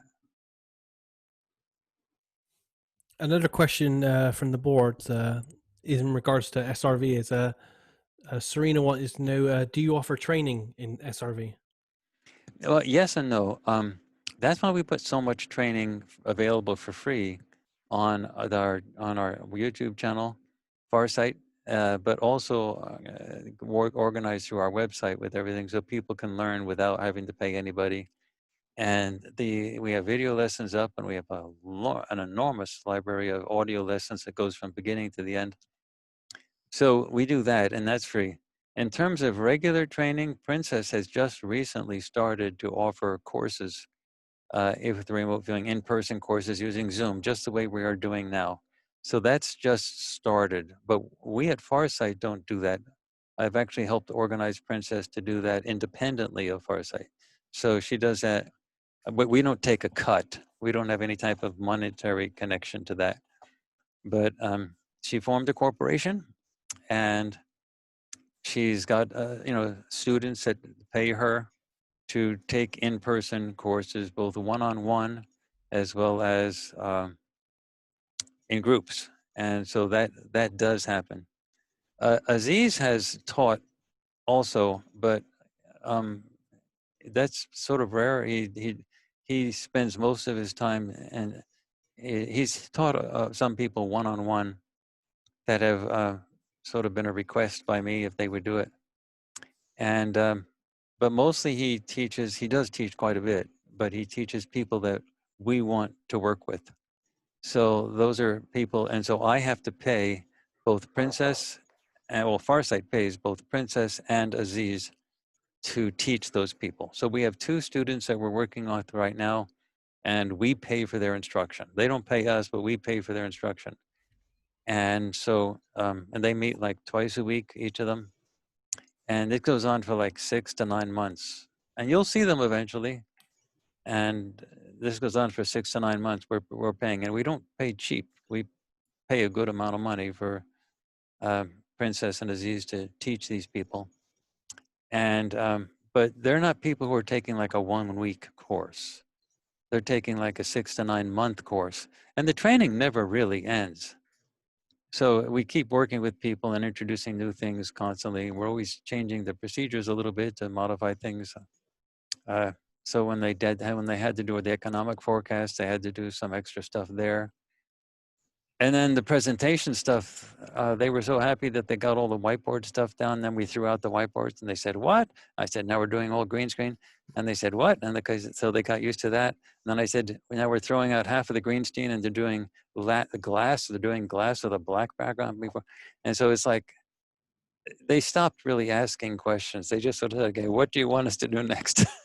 But this stuff is like sort of a constant work in progress. So yes, we do teach people, but in terms of like major classes constantly, Princess is the only one who does that now.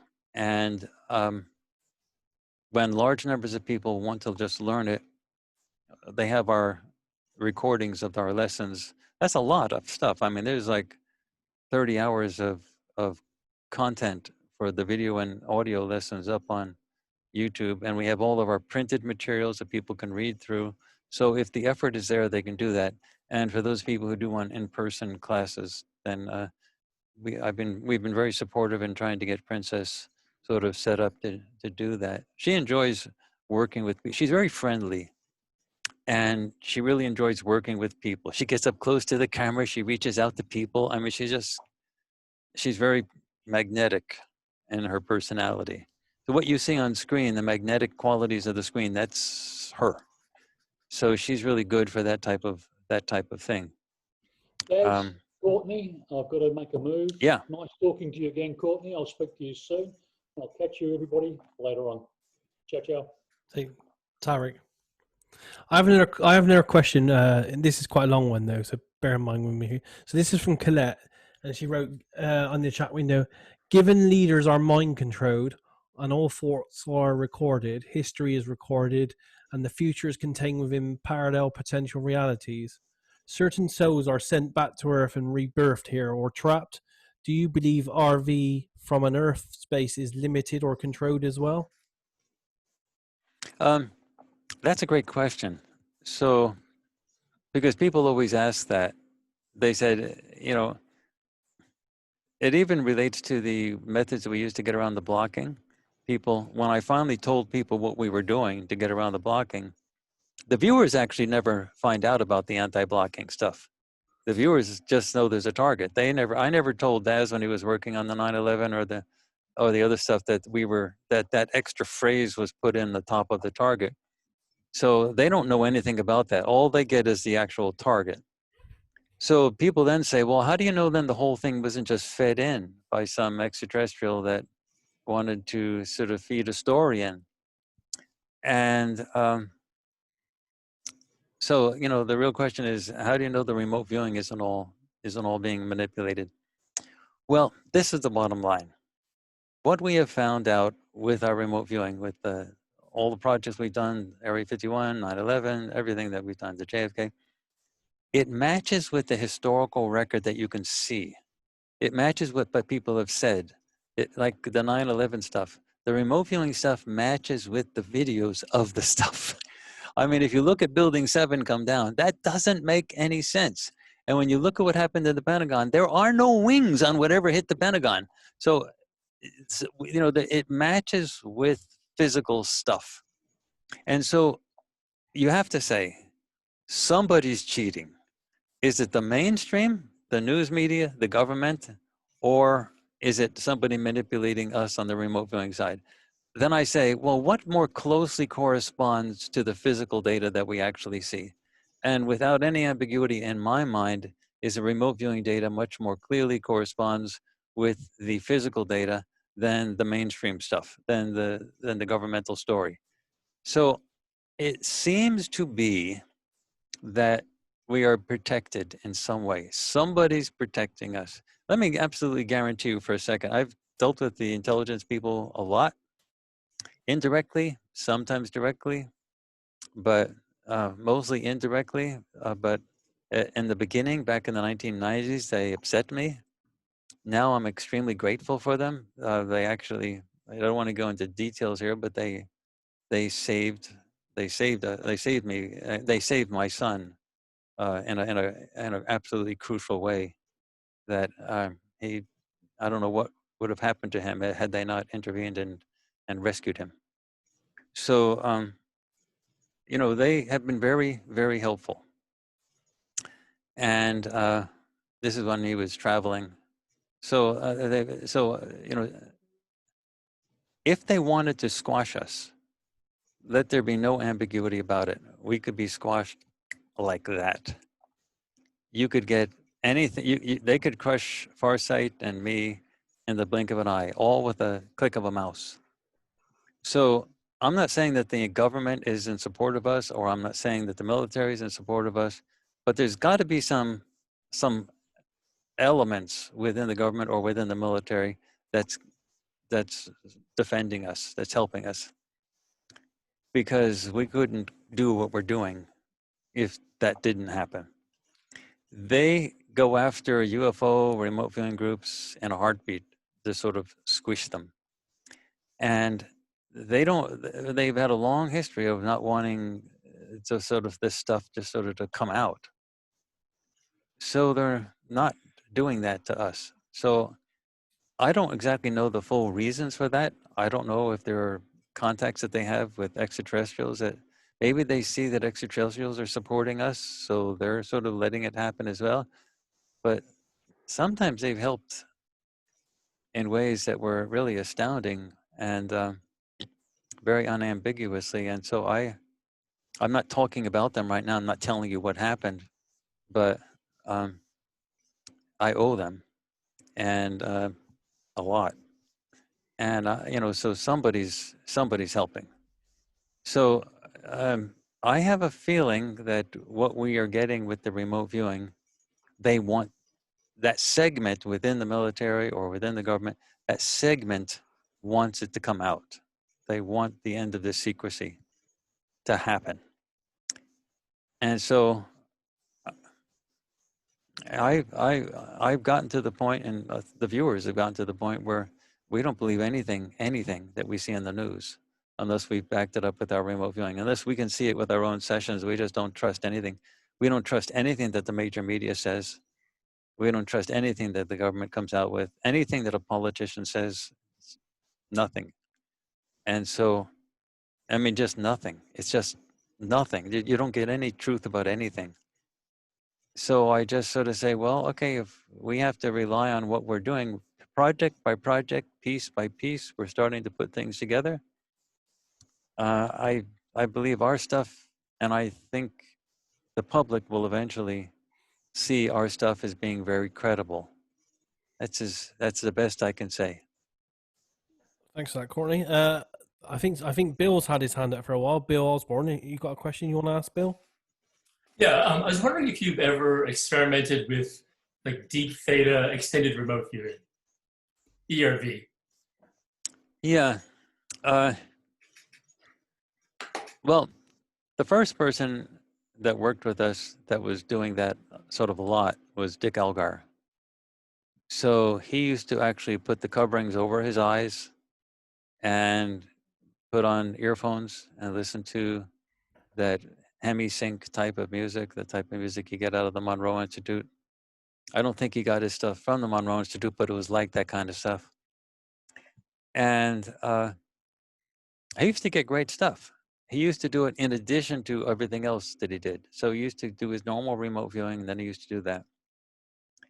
We haven't done anything else along those lines at Farsight. And the reason is we don't have the capacity to do that. We need a place, a bigger place to do that, a place that has like a room that you can lie down on a bed and have the appropriate equipment and do it properly. So we have been focusing on doing remote viewing our normal way, that way. However, I do not discount the fact that ERV, extended remote viewing, can be used and it can be very interesting. It's particularly of interest if you have an interviewer that is listening and recording whatever's happening and then saying, just like we do with our with some of our recent stuff, we're saying, okay, we'll pursue this, pursue that. If you look at some of Joe McMonagle's stuff that was done at the Monroe Institute, where he was had an interviewer with respect to the Mars stuff, his early Mars stuff, it was very useful to have somebody sort of say, well, check this out, check that out. And he used to get into these, he used to, now, I've not spoken to him about this, but from what I can gather from his books, he used to get into a state and he used to listen to the hemi-sync type of stuff, sometimes of which that would be designed by Bob Monroe, and do that. And, I'm a big fan of Joe's work, and he has gotten a lot out of it. But we haven't, but if you ever go to the Monroe Institute at Faber, Virginia, they have a building with lots of rooms in it. And they have an audio visual type of room and other rooms that people, so the viewer can lie down in one place and the other person can be behind them. I think they have glass mirrors or, silvered mirrors, the one-way mirrors, or I don't know. They have stuff there, lots of rooms and lots of capability, beds to lie down on, and we really don't have that capability. We have a studio, cramped, but it's a studio. It's a nice one where we have a good green screen and we have a black background as well. But we need a building, and that's what we're really aiming towards, to get a building so that we can have all the appropriate backgrounds and then extra rooms to do things like the ERV. So you're asking a good question. No, we haven't done it, but I'm not saying that it's not valuable. It is valuable. It just, we haven't had a chance to do that. The last time anyone at Farsight ever did that was Dick Elgar's work. And that was quite a while ago.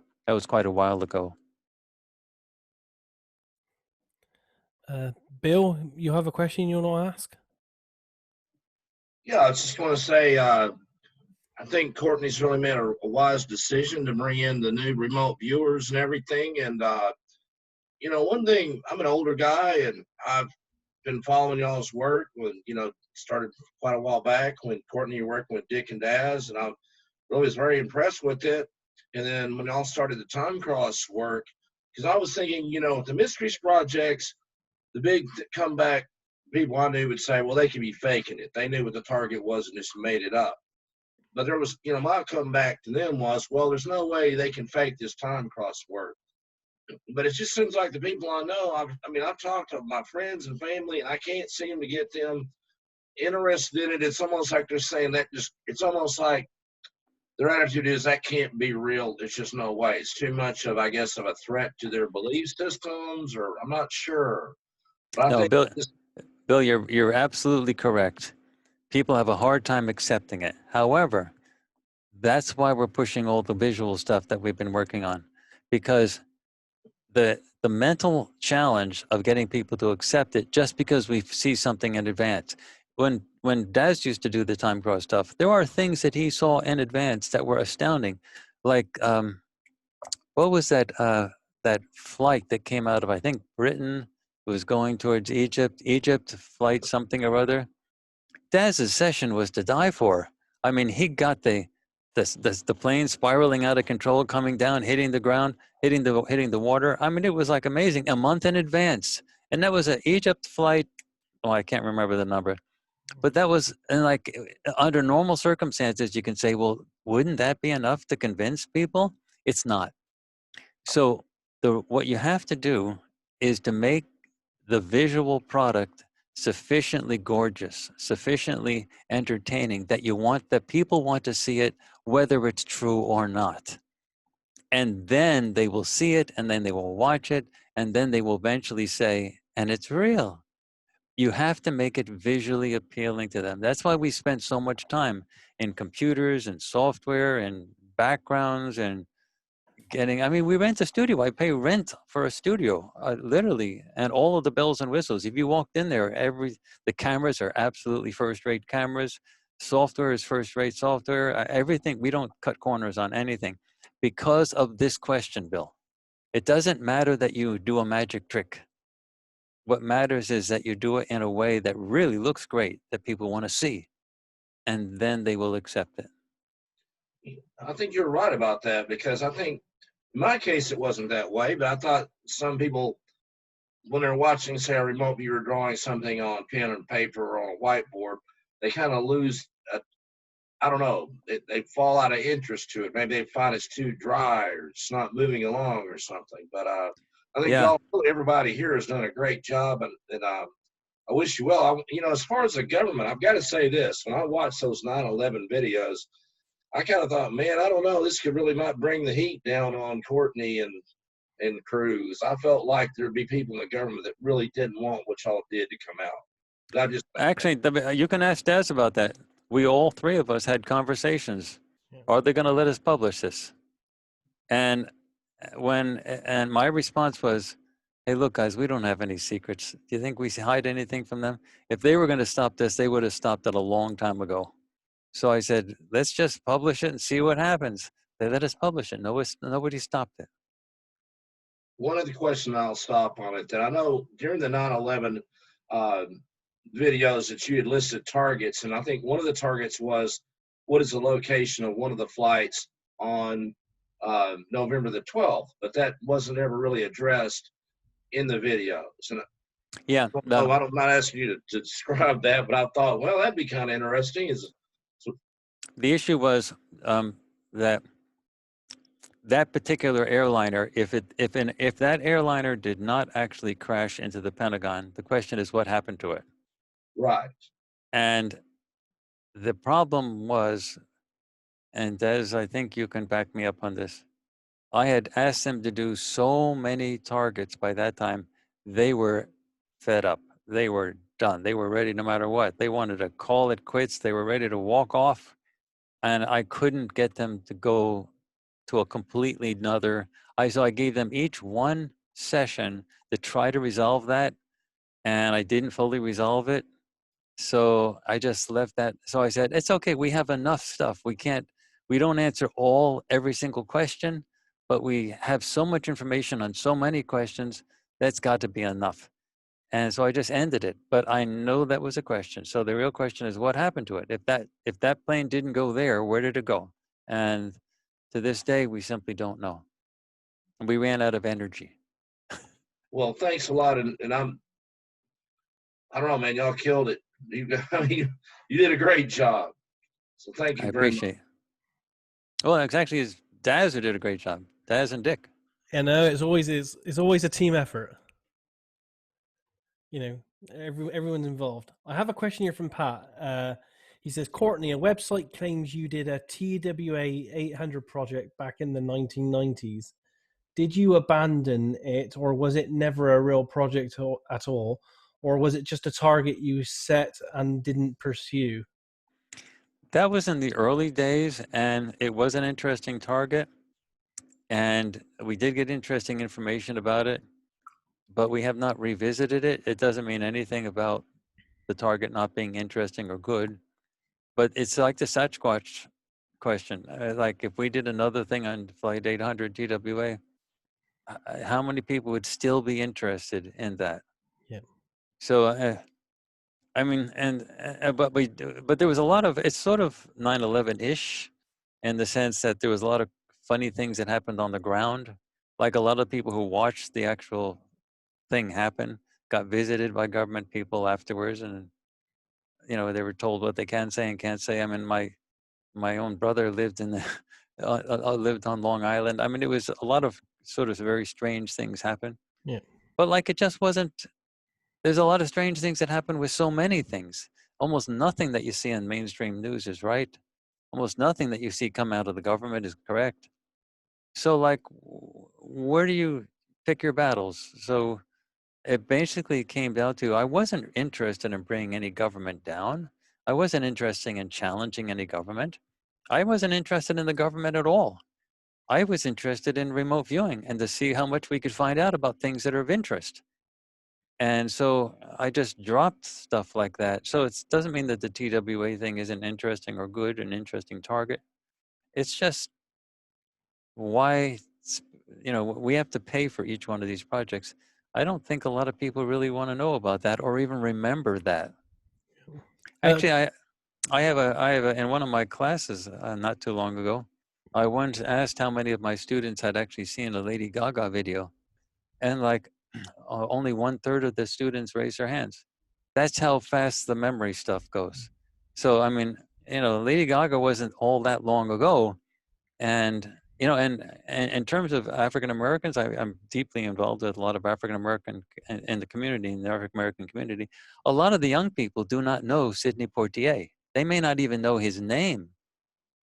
I mean, it's like short-term memory. It's like, I mean, they know everybody who's current, but if you go far back, and they know Martin Luther King, but if you go far back into Sidney Poitier, he was the classiest, regardless of race. He got an Oscar for being the classiest actor ever in Hollywood. He actually got an Oscar for being the classiest person ever to be filmed by a camera. And they often don't even know who he was. Well, how do you pronounce his name? They said Sidney Poitier. So, you know, going back to TWA Flight 800.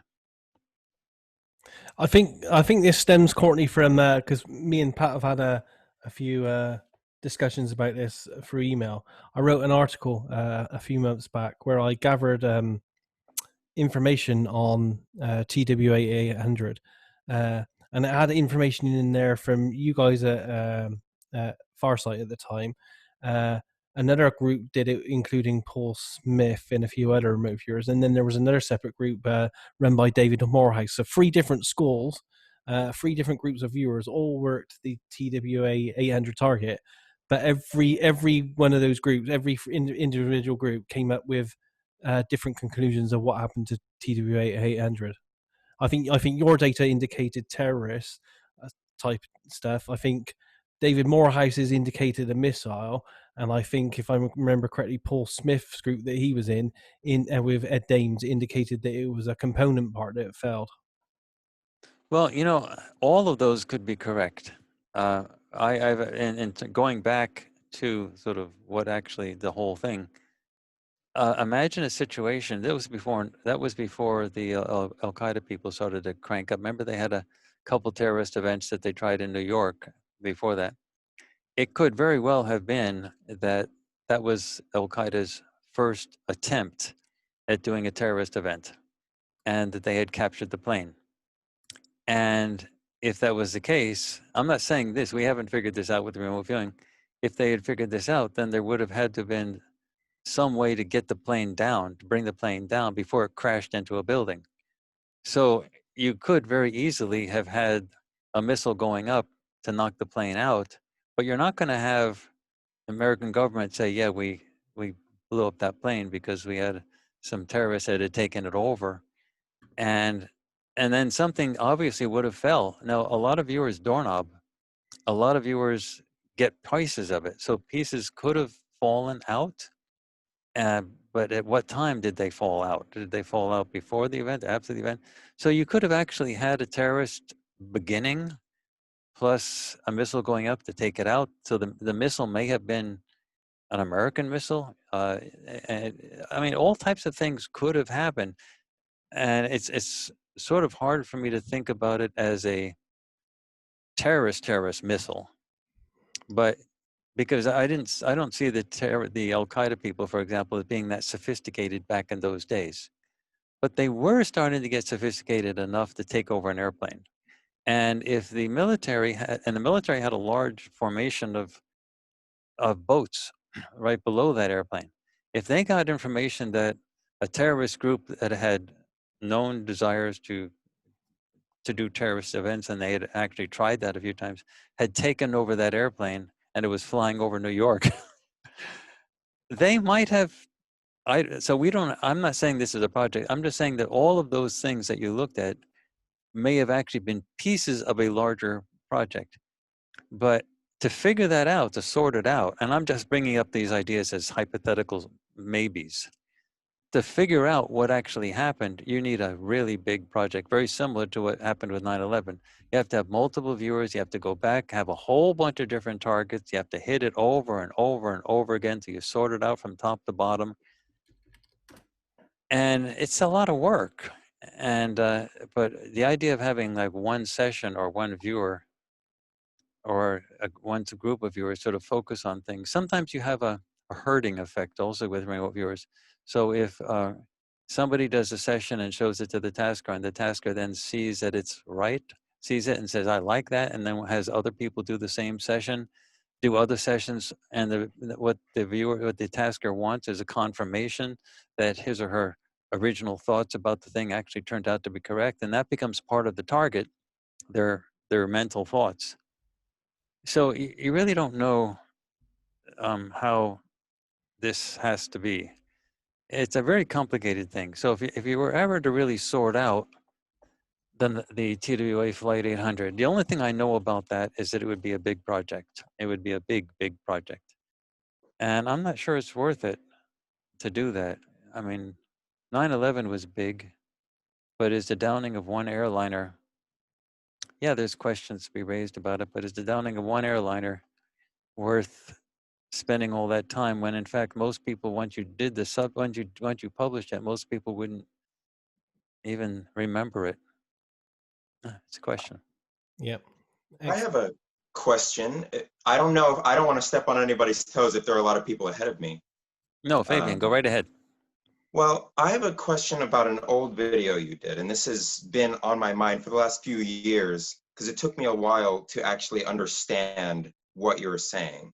And it was your video on remote viewing and quantum science, where you touched on Schrodinger's equation, and you kind of changed it around a little bit, and you went on to discuss wave functions and how remote viewing works. In that you described, you can correct me if I'm getting this wrong, but in my own words and kind of yours, I think you're describing the human mind as being a narrow frequency, I think you said holographic projector or something like that.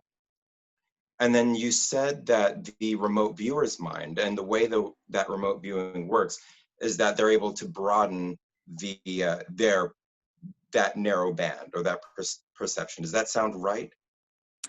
Yeah, but there's one thing I want to say. You have knocked my socks off and given me the greatest compliment I can remember in as long as time. You actually not only watched that video, but you remembered that I actually adapted Schrodinger's equation to incorporate frequencies to come up with a different way to understand distance. but in terms Yes. of the amount of constructive or destructive interference. And I did that presentation at the Society for Scientific Exploration at the University of Colorado at Boulder. And I thought that was really important. And there were a whole bunch of physicists in the audience. Nobody talked to me about that afterwards. Nobody Oh, raised the wow. question, and nobody even mentioned it, that the modification, they said, oh, that's cute. Now, I'm a mathematician. I am a formal mathematician. I happen to work in a social science department, but I am a mathematician well known for nonlinear mathematical applications. This is chaos catastrophe theory. So the mathematics, I'm not sort of boasting that I am a mathematician. That is what I do for a living. That's how I pay my rent. So, you know, but I was totally ignored with regard to all of that. It was like talking to a wall.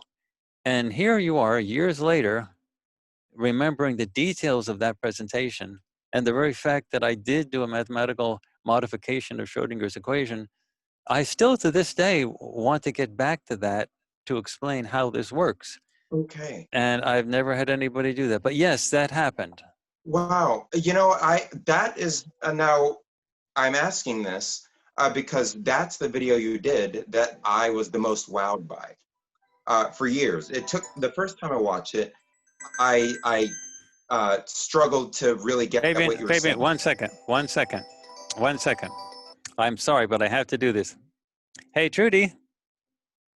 I'm downstairs. Okay, Trudy, call Aziz. He's in the studio and he's doing the recording of you right now. So call Aziz. He's waiting for your call. Okay. You have his phone call? Yes. Okay. Love you. You're doing great. Thanks. Bye.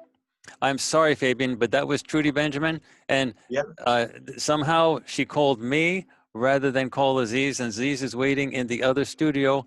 And we're recording her Human News and her ET News, plus her Mysteries 34 today, right now. And I had to do that because when Rick Hilliard called me up and told me about this, everything flew out of the window. I dropped everything. I forgot to call Trudy to tell her that Aziz was handling her recording. And I ran over here. And so when I heard my phone ring, I didn't hear it. I have headphones on, but when I felt it buzz, I looked at it and I said, oh no. So I had to interrupt you.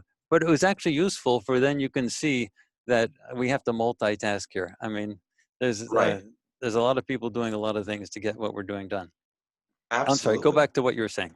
Oh, yes. Well, I had to ask this question because it's been plaguing me for a very long time. Because my entry into remote viewing came from the physics position. I grew up with a fascination in physics, and then I went on to study string theory, all these different things. And what you were saying, once you manipulated Schrodinger's equation, and then went on into talking about the wave functions, really caught my attention. And then the way you tied it in to remote viewing by describing it being different bands of perception, expanding the bands so that you could take in more information from different times, different spaces, things like that. So that caught my attention. And what really tipped my attention was when you use this to justify that there is no distance. And so I thought that was a fascinating thing. I wanted to make sure that I understood what you were saying. But the reason I'm bringing this up is I'm always wanting to think, I like to take scientific concepts and see if there's a way to apply them in the real world, something that can be done to really justify a lot of the research that goes on in esoteric fields. And so when I listened to that presentation, and this has just kind of been in my head for a while, I always thought, you put a lot of thought into this. Did you ever consider, outside of remote viewing, did you ever consider using that same principle to consider a machine like a teleportation or portal through space and time that a person can go through to actually be teleported by manipulating those frequencies or functions, those wave functions? Yeah, And I'm if you convinced. had thought of it, if you have thought of this, what did you think would be the barriers? What would I think? What? The last thing. What do you think would be the barriers to using those equations to teleport people? Yeah, I'm convinced that that's at the heart of ET transportation. These ships that go, because obviously they get here without bothering with the limitations of the speed of light. Yeah. So they have to be able to circumvent that whole thing. So the only way to do that is to have a generalization of quantum mechanics. And with a generalization of quantum mechanics, you have to say that what goes on the quantum level also goes on the macro level. So then say, how can that be? So if you have things that appear on the quantum level because of frequencies being in correspondence with each other, then you have to be able to say then big things can appear because frequencies correspond with one another, because we are all made up of those small things. So if you have, in the old days, we used to have coins. I don't have any coins. We don't. In the United States, they've run out of coins anyway. So the bank was buying coins. I don't carry coins. But in the old days, I had a coin. There, Daz, you have a coin. So Daz, hold that coin right there. Now look at it, everybody. Now, Daz, please put the coin in your other hand. Okay, now it's in the other hand. That's actually a different coin. You can say, what are you talking about? I saw Daz. He had one. He had the same coin. What are you talking about? But no, you see, the coin that was in the first hand had an equation. It had an equation that was defined in terms of quantum mechanics, but everything has an equation. There's a wave function equation for that coin. And when you change hands and change position and change time, the equation has to change. So the coin is no longer the same coin because the equation has been changed. So what happens is, if you want to change a coin from one pot to the other, you have to change the numbers in the equation. And that means you have to change the frequencies that are associated with those numbers, because those are the only numbers that are in the equation. Right. And so you have to change the frequencies from one set of frequencies to another. So if you have something that appears on the quantum level at a certain point in time, that thing has a wave function. It has an equation. If you have something that's big that happens, it has a wave function. It's an equation. That's true of people. It's true of planets. It's true of solar systems. It's true of galaxies. There's a wave function. So this is a generalization of quantum mechanics.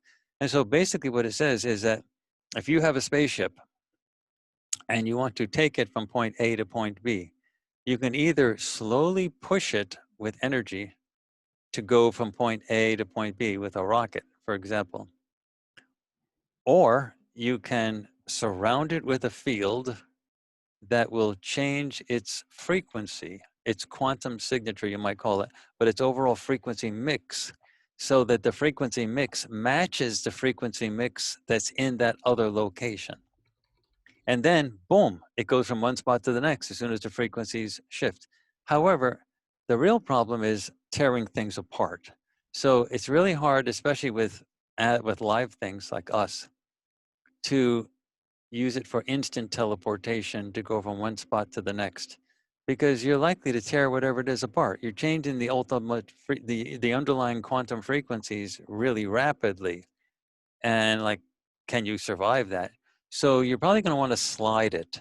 Now, it'll still be faster than the speed of light, but you're probably going to spend a couple of weeks in the ship going from one star system to the next star system as the frequencies slowly morph from one to the next. However, for a UFO that's flying around in the sky, all you'd see that it's like going blazingly fast and then goes out of existence, meaning you don't see it anymore. It goes off radar, goes off everything, because the frequency generator that surrounds the ship, that changed. As soon as you change it so they're no longer in a frequency that matches the current environment, it's gone. And that matches the physical evidence that we see.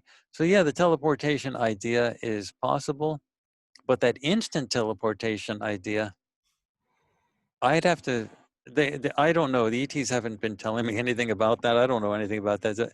The instant teleportation idea may be possible, may not be possible. I personally think there's some hurdles in doing it, because you could rip, people are delicate. You could rip things apart, and physical things. I can easily think things going quickly, but instantly, like Star Trek, just instantly materializing from one place to the next. Like technically it might be possible, but would there be anything left of the person when they got to the other side? It's a really rapid switch. I'm not sure how easy it would be on the person. I'd sort of like to think of Leonard McCoy, the doctor in Star Trek, who was always having the heebie-jeebies of getting into the transporter. He didn't like the idea of having his molecules sort of split up all over the place and instantly materializing someplace else. So I'm sort of thinking he probably was on the right track. Yeah, I thank you. After I watched your video, that came to mind, and actually I thought about it for a while. And one of my thoughts, I wished I had been in the audience of that lecture that you did, because my first thought would be, oh gosh, so somebody's already asked him this question. So I ended up, gosh, this is a few years ago now. I couldn't sleep that night because based on your video, I thought, oh wow, I know how aliens do it. So it's good to hear you answer this question. Yeah, I don't attend those meetings anymore. The SSE, Society for Scientific Exploration, and I'm still a member, but I don't attend the meetings anymore. And I dropped our membership in IRVA as well, because I just didn't find them to be friendly, and there was too much rigidity and hostility for stuff. Then I felt like I was speaking. I don't know. It just wasn't a useful.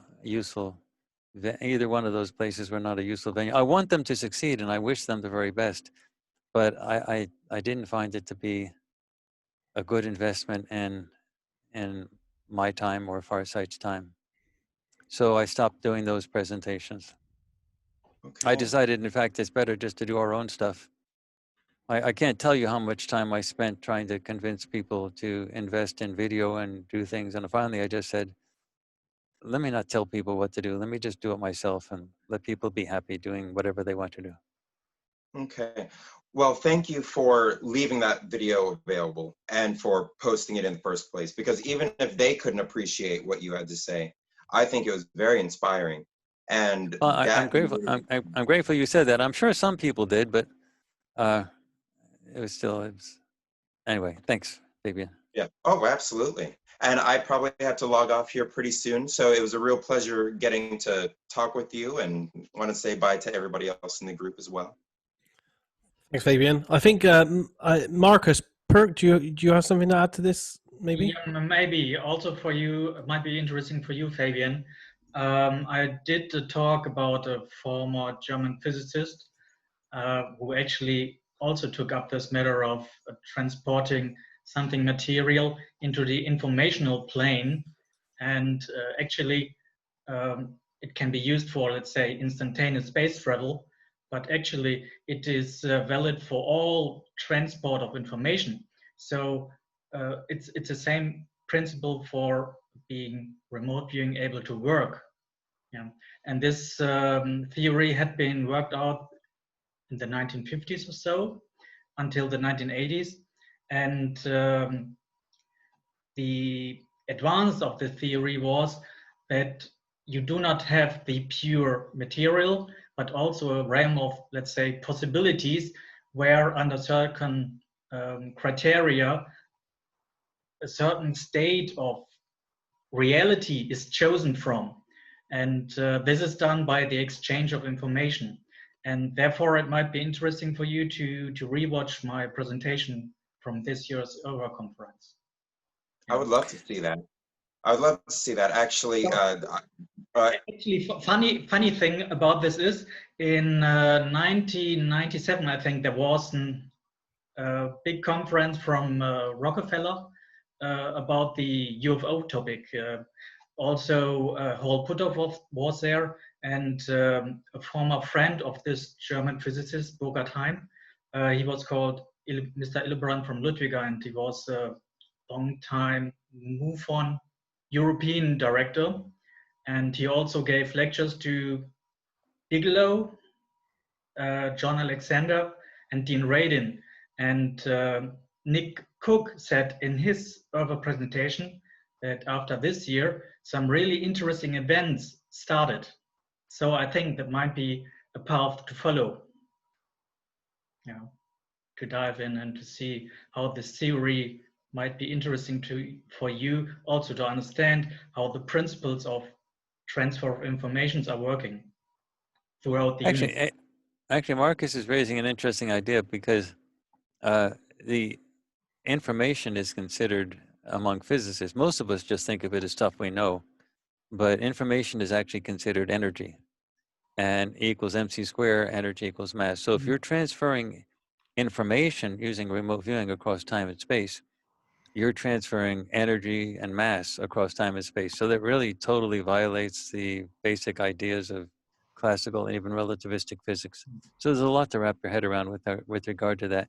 But that's been verified in the laboratory setting. So they have done experiments in mainstream that are not in dispute, that where you have things that are organized in any way in a completely sealed system. So it's an isolated system, and the outside world cannot have any effect on it. And then you have the organization of stuff become disorganized, so that the information of organization no longer exists. And they have found that energy is released when that happens.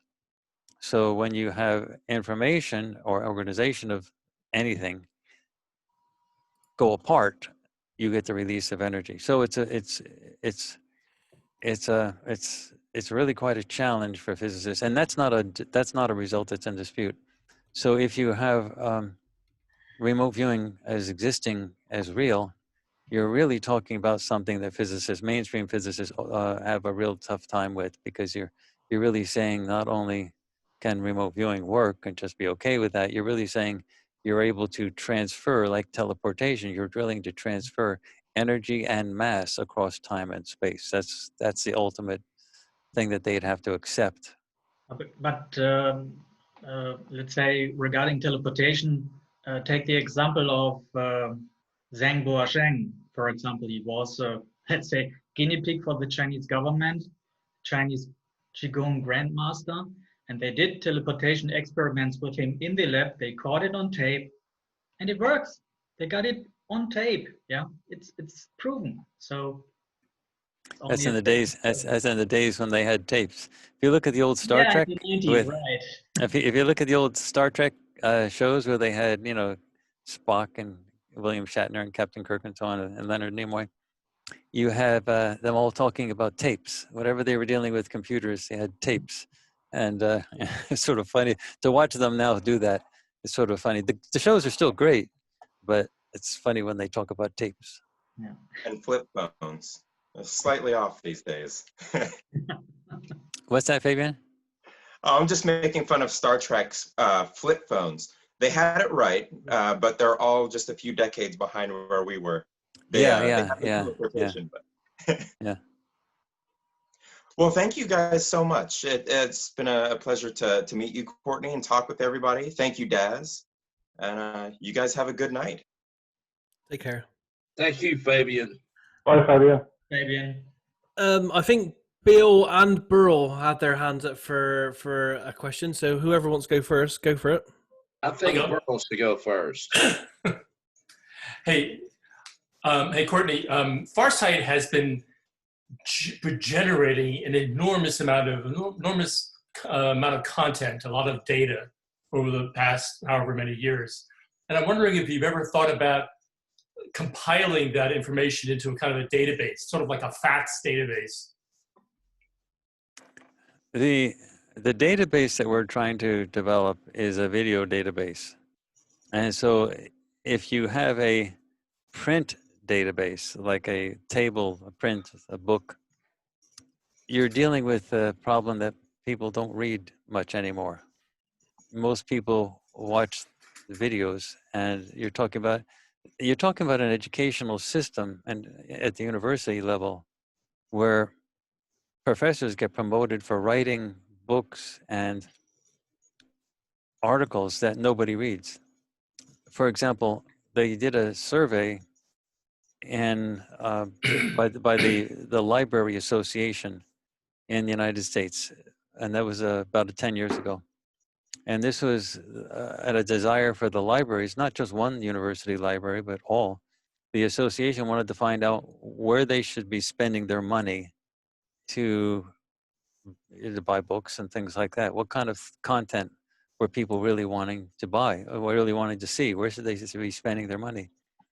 And they found out across all libraries in the United States, university libraries, and most of their books that they buy are published by university presses and written by university professors. I know, because I've written 5 of them. And they found out that 80% of all books purchased by all libraries, university libraries, were never checked out even once. Not even once. And that means only 20% of those books are checked out by somebody. And if you looked at the articles that are published in major journals, you probably notice that nobody's reading those articles as well.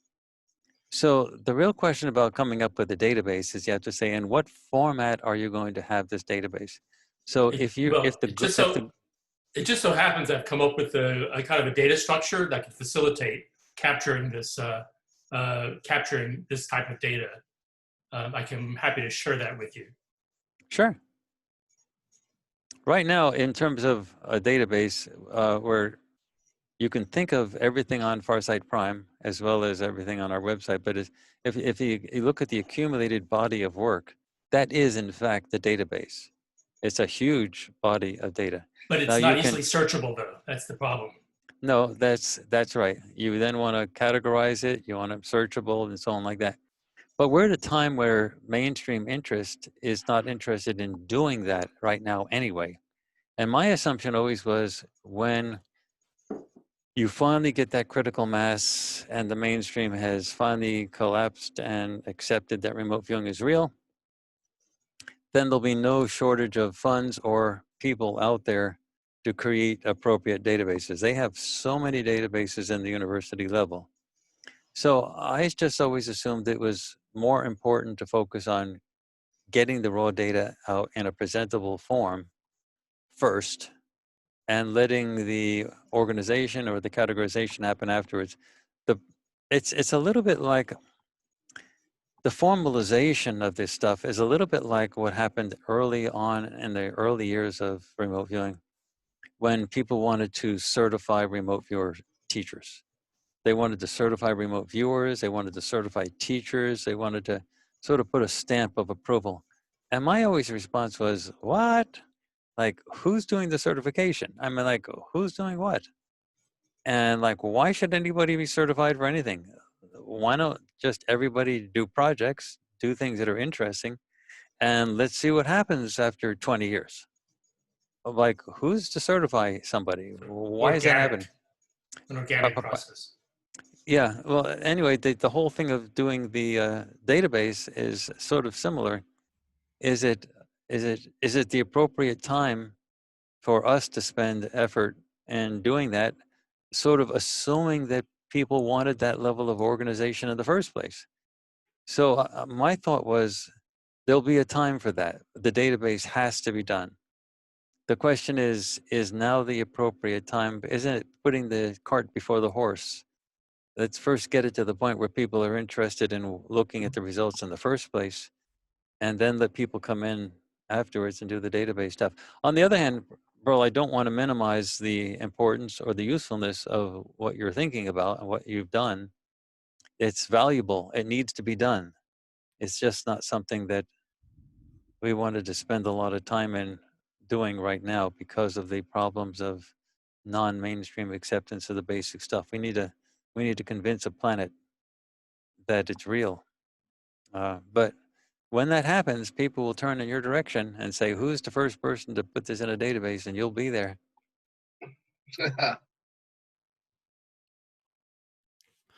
Bill, do you want to go next with your question? Yeah, I just kind of wanted to talk back on the quantum mechanical view of things that, with the standard model, we know that it's not disputed, it's definitely not complete, but the strong nuclear force and the weak nuclear force work on very small distances. And so I'm more of the opinion that what we see is Schrodinger's equations deals with elementary particles, and what we see in the macro world would be a statistical average of all those interactions. Like, for instance, I'm sitting in this rent house. I'm sorry, it's in a ghetto. It's not really a good place. I'm a mile and a half from the Greensboro Coliseum. But, the room temperature is about, 70 degrees, and that's just a statistical average of all the air molecules in this room. So I think on the macro scale, we're just saying really a statistical average of all those quantum effects. So I really debate whether the coin changes that much when you change hands. But there's another thing, that quantum entanglement, where they show they can take two particles that are quantum entangled and separate them at great distances, and they immediately will follow each other in state changes. So that's more how I would look at it. I don't think necessarily we're in a big wave function. I think we're more in a statistical average, like your room temperature is. So that just, I don't know. I just want to mention that, see what Daz or really anyone else here would have to say about those thoughts. Maybe Bill just go on mute, which might not be a bad thing. I think your idea about having an average is correct. That's probably something that we're going to eventually call a quantum signature, which is an underlying average for the frequencies that are associated with any spot in the here and now in time and space. And physicists would not have any troubles with the desire to talk about it in terms of averages, because they talk about all quantum things with regard to probabilities and statistics. There is no way to deterministically do anything in quantum mechanics.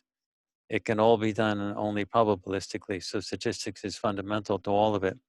The real issue is, can you have a generalization of quantum mechanics so that people and big things, macro things, can be thought of along the same lines? A true story, there was a physicist, a senior physicist, I won't mention his name, but he was walking with two graduate students, and the two graduate students, one of the graduate students, raised this very issue of the generalization of quantum mechanics. He said, we're all made up of this stuff. I mean, is any of this stuff real? And the senior physicist at that moment, I think on purpose, but maybe not, he was a little upset, but he stubbed his toe against a rock or a sidewalk or something. He stubbed his toe and he says, yes, it is real because that hurts. That hurts. It does real. I know it is real because that hurts. And he insisted, and he sort of shut the debate down with the graduate students. But that's like totally unscientific. But he actually insisted that was real because it hurts, as if a perceptual experience like that could have a basis in making the decision of whether quantum mechanics could be generalized. But that ended the debate for those graduate students for quite a while. And these are questions that you're raising that are good questions that people are going to be asking and trying to answer for years and years and years into the future. At least we're looking into it. We've got open minds in this group, and that's a good thing.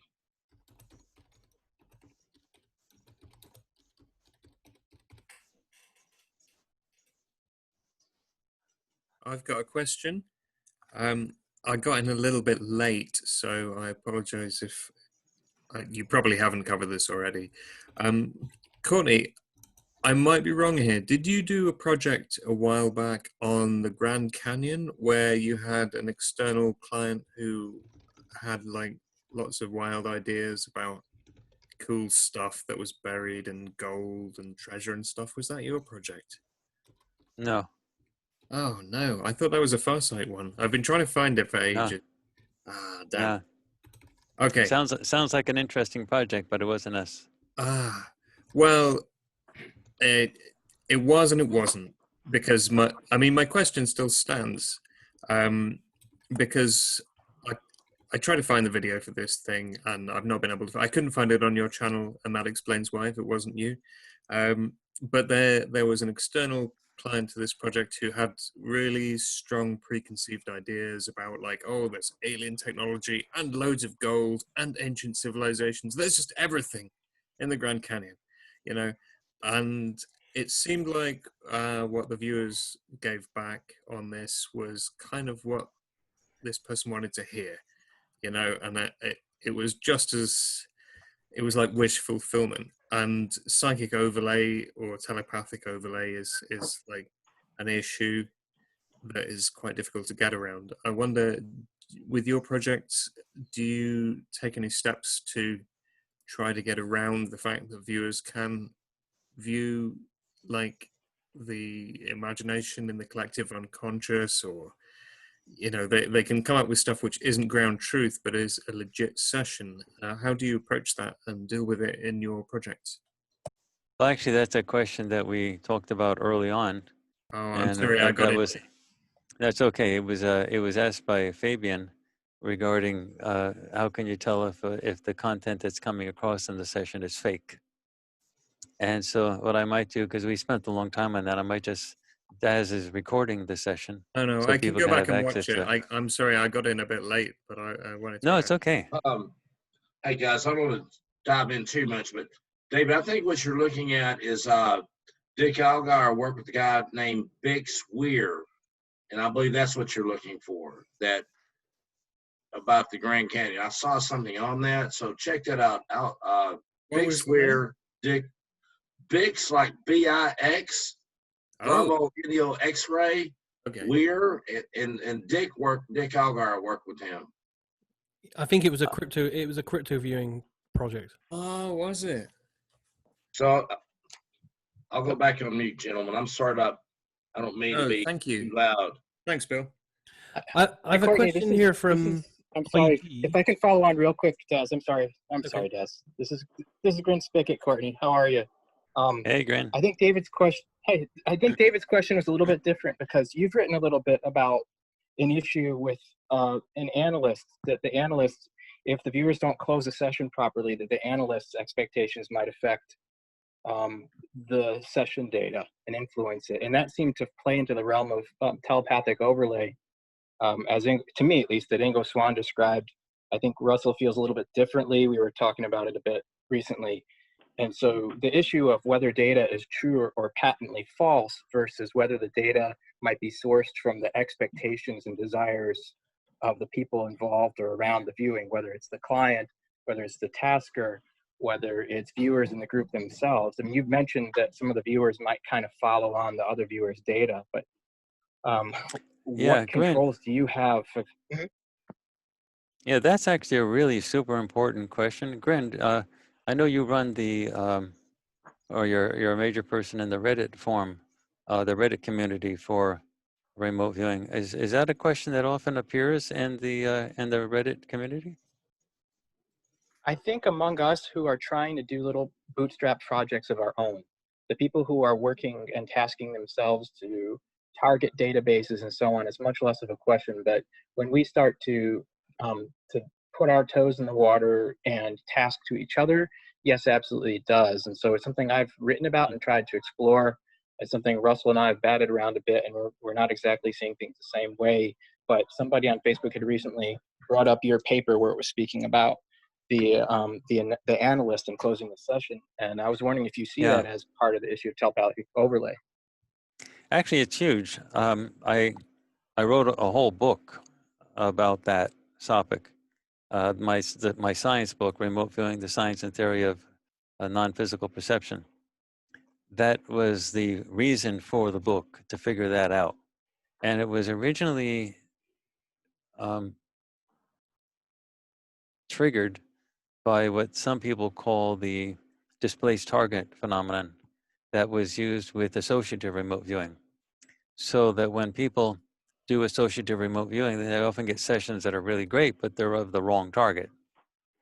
And so you have 5 targets, say, and the target that's chosen by the computer or by the stock market or whatever the randomization process is that you're using or the horse races or whatever, is not target, is, let's say you have a really good session of target B, but in fact the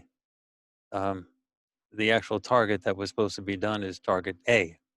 And so the real question is, how did that happen? How could you get a really good session of one of these unique targets and not it be correct?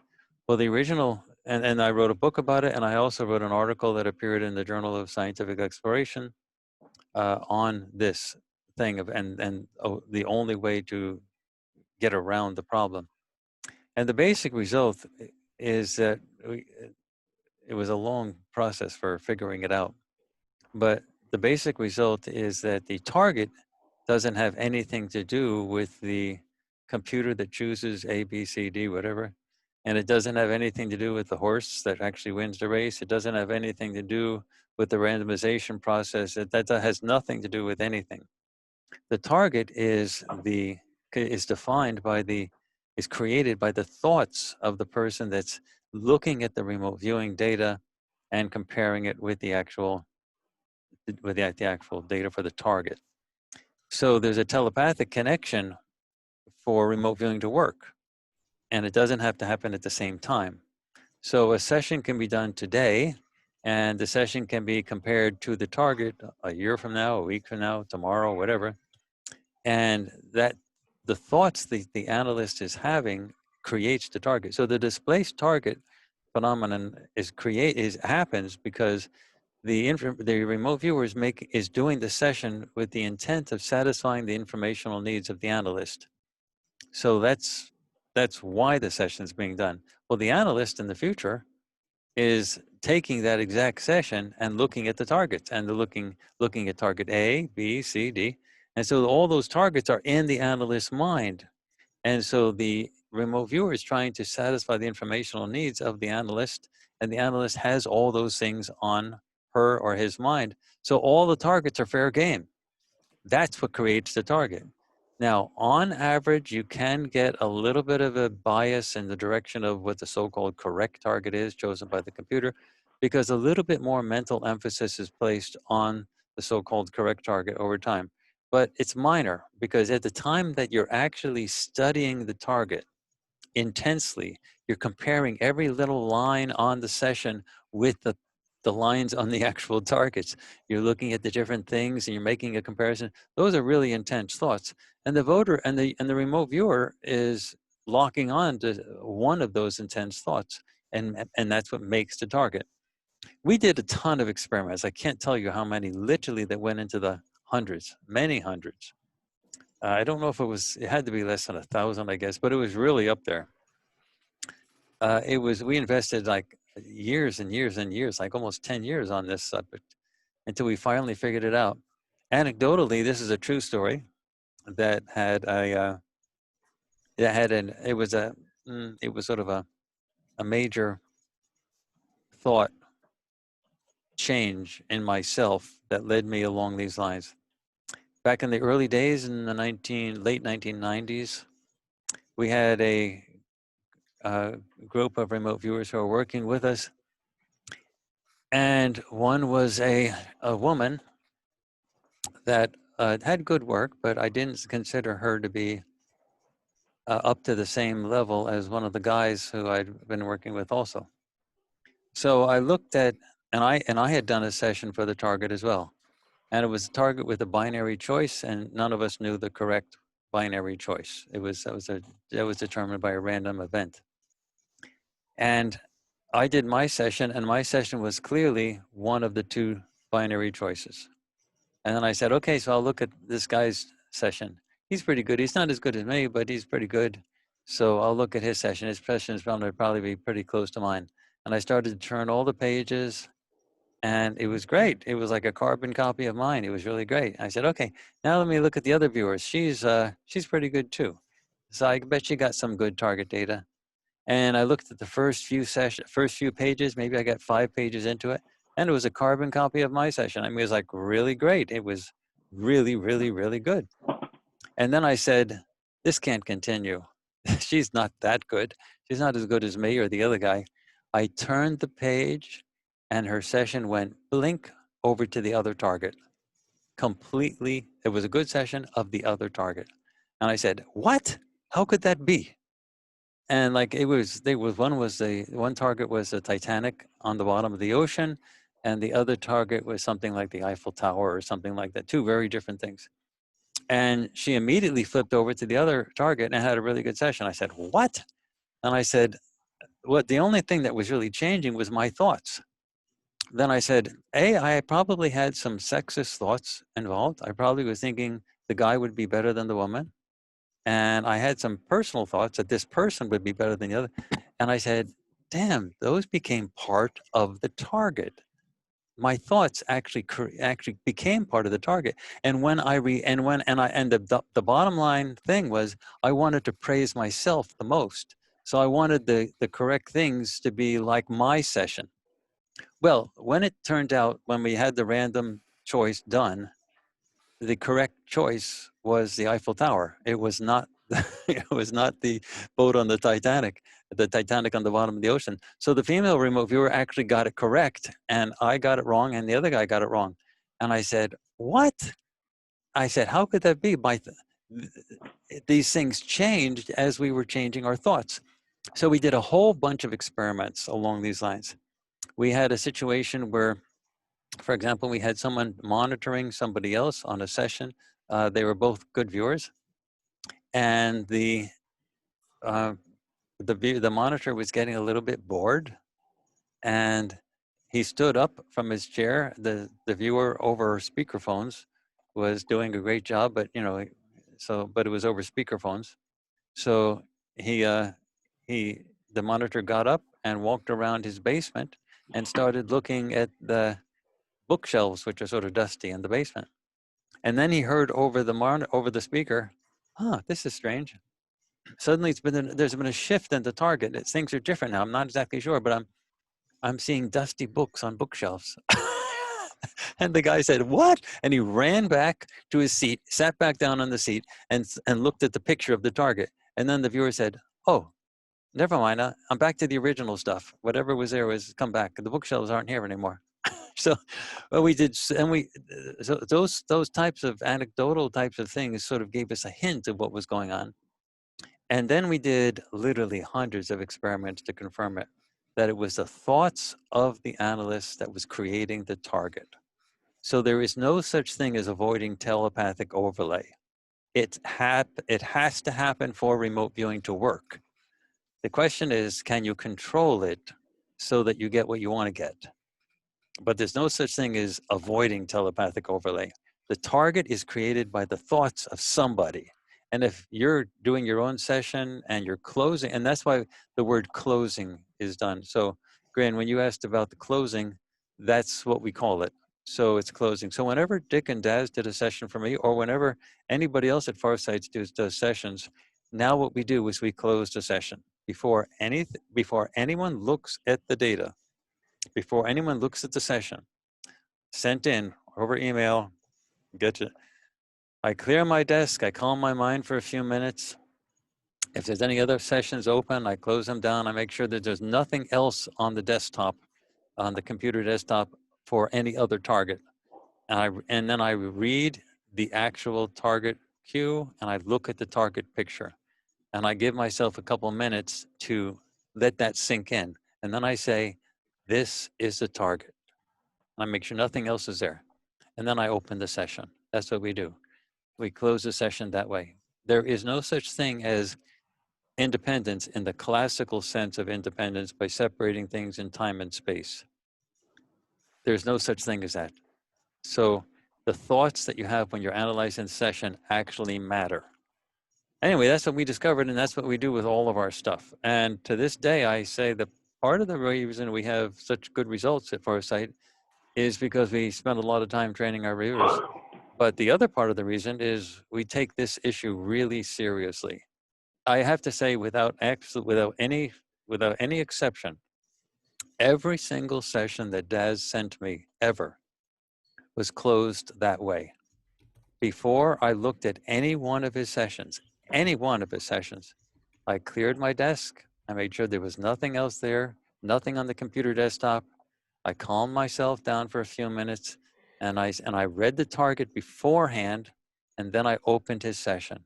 And I always expected Daz's session to look like the target.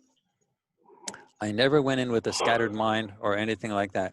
And I found that the results were vastly improved from a situation where that was not done. Courtney, that was a brilliant answer to that. But when you've got a non-feedbackable target, when you really don't know and you haven't necessarily got a target photograph to look at, and it's just like you don't necessarily have a preconception in your mind about what the right answer is, and say it's just white noise, you don't know it's one way, it's the other.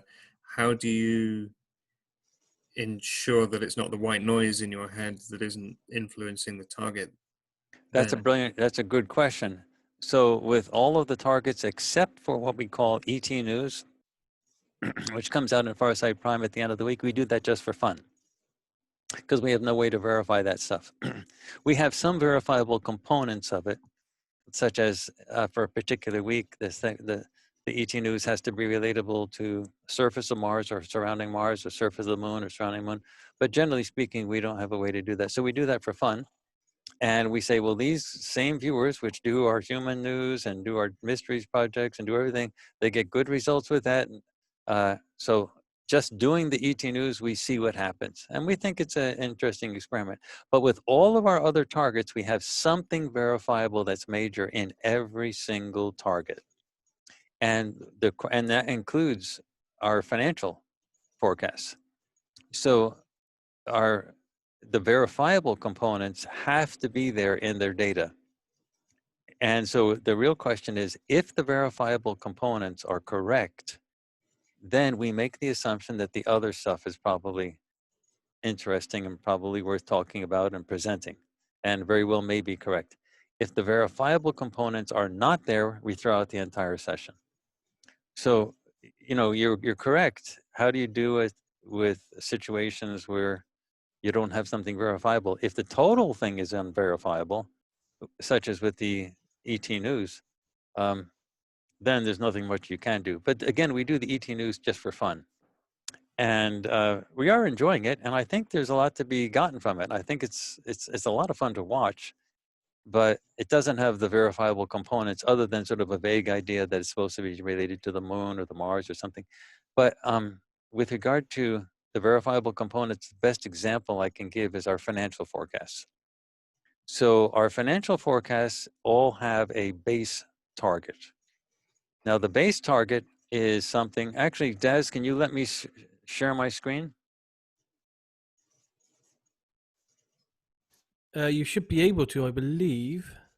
Okay, give me a second here, and I'll pull out an economic forecast, and I'll show you a base target for something that was done. Let's do futures, housing prices from XLRE. Okay, so so Daz, let me share my target. Let me share my screen here. Okay, does everyone see this? It's an atoll. I think I can't see it at all, Courtney. Sorry, it's just your video feed. You don't see it? You don't see the... I see the target. Everyone else see it? Yes. It's an atoll, like a reef in the water? Yep. Okay. Well, that's a base target. So that was the base target that was used for our real estate forecast that we published a little while ago. It was a 2-month futures project. So the forecast is done with a target that's constructed on top of a base target. Now the base target here has the elements of foliage, has land and a circular pattern with some water in the middle, and the land has stuff that's crossing it like bridges, and the whole thing is like an island with this ocean around it. So the sessions that the viewers have to have that. They have to have that island type of thing, the bridge type of elements, the foliage around, the water around it. That has to be in the results. Now, that's not the whole target. That's the base target. So that's the part that's verifiable. In addition to that, they're going to add stuff to it. And I have a list of things that they can add to it, 11 things to be exact. They can add structures, they can add people, they can add all sorts of stuff. Those things are things that I have access to with CGI software that I can add it to it. So after the target, after the forecast time period is over, I can then construct the target based on whatever happened to the real estate prices or whatever it is that we're looking at. So if the prices are to go up a lot, say, there should be a lot of stuff added. So there should be lots of structures, non-surface structures, surface structures, boats on the water, subjects all over the place, activity, things like that. So those would be on top of this target, and how much economic activity and what kind of economic activity is determined by the stuff that's added to the base target. And we have rules for what those criteria are. So how much stuff is to be added. So what I'm doing is I'm remote viewing the target that will be created in the future 2 months from now when the forecast period is over. So they're remote viewing the future target, but I know part of the target now. So that's verifiable. Okay, so I'm going to stop sharing so we go back to being normal. So what we do with our economic forecasts is we always have something verifiable. And that was based on the other stuff that we had done over the years, where we always had to have something verifiable in all of our targets. And then we got other stuff as well. But the viewers have to get the verifiable stuff before we're willing to accept the non-verifiable or the stuff that's the stuff that we don't know.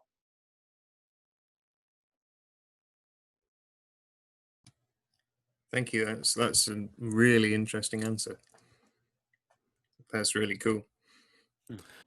Following on from this, Courtney, someone asked earlier about a prediction you made this month for the markets or something that they were going to change. I can't see it in the listing here now, and they wondered if you still stand by that prediction or something.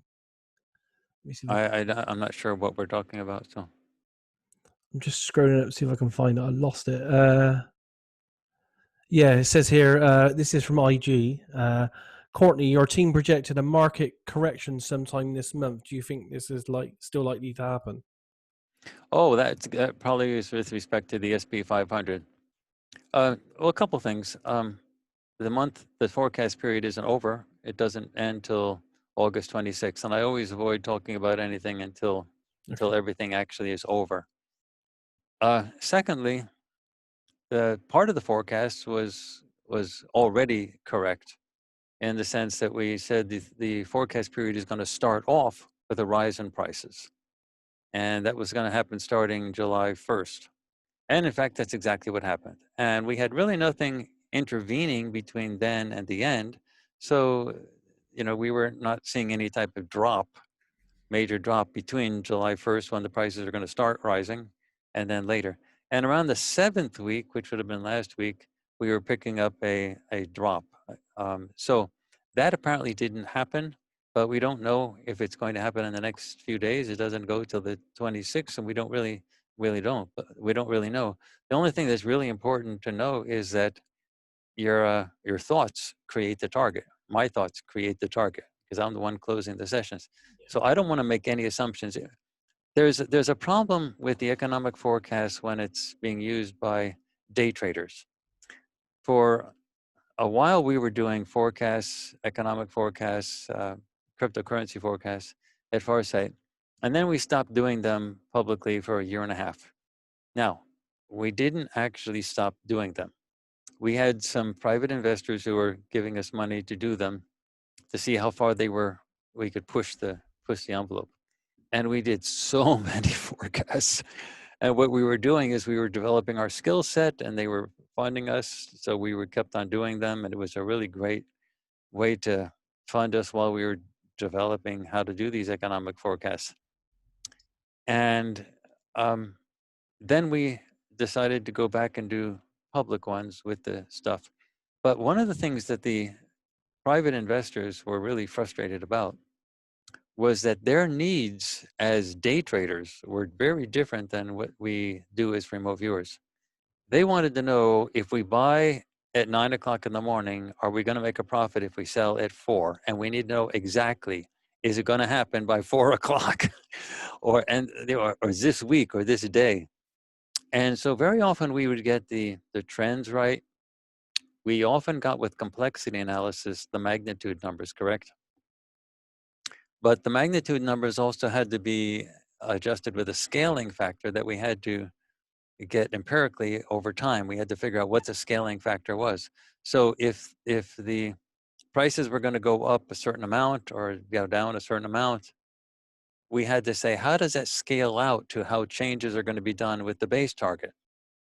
So, you know, how many subjects do you need to see before you know the prices are going to go up certain percentage? How many structures do you need to see added before you know the prices are going to go up or down or whatever? So over time, that year and a half, we sort of developed a general rule of thumb. And so that we call those our low risk numbers. But it's not like based on anything other than experience that we seem to work with those. So the low risk numbers seem to be better than the high risk numbers. So we basically developed 3 forms of analysis that seem to work with us. One was called complexity analysis, which is how complex the target gets constructed on top of the base target. That's complexity analysis. The other is temperature probe analysis, where the viewers actually probe for temperatures. And we have 8 things that they probe for. I don't mind showing you the, I think you can find it on our website. I don't have to show the screen.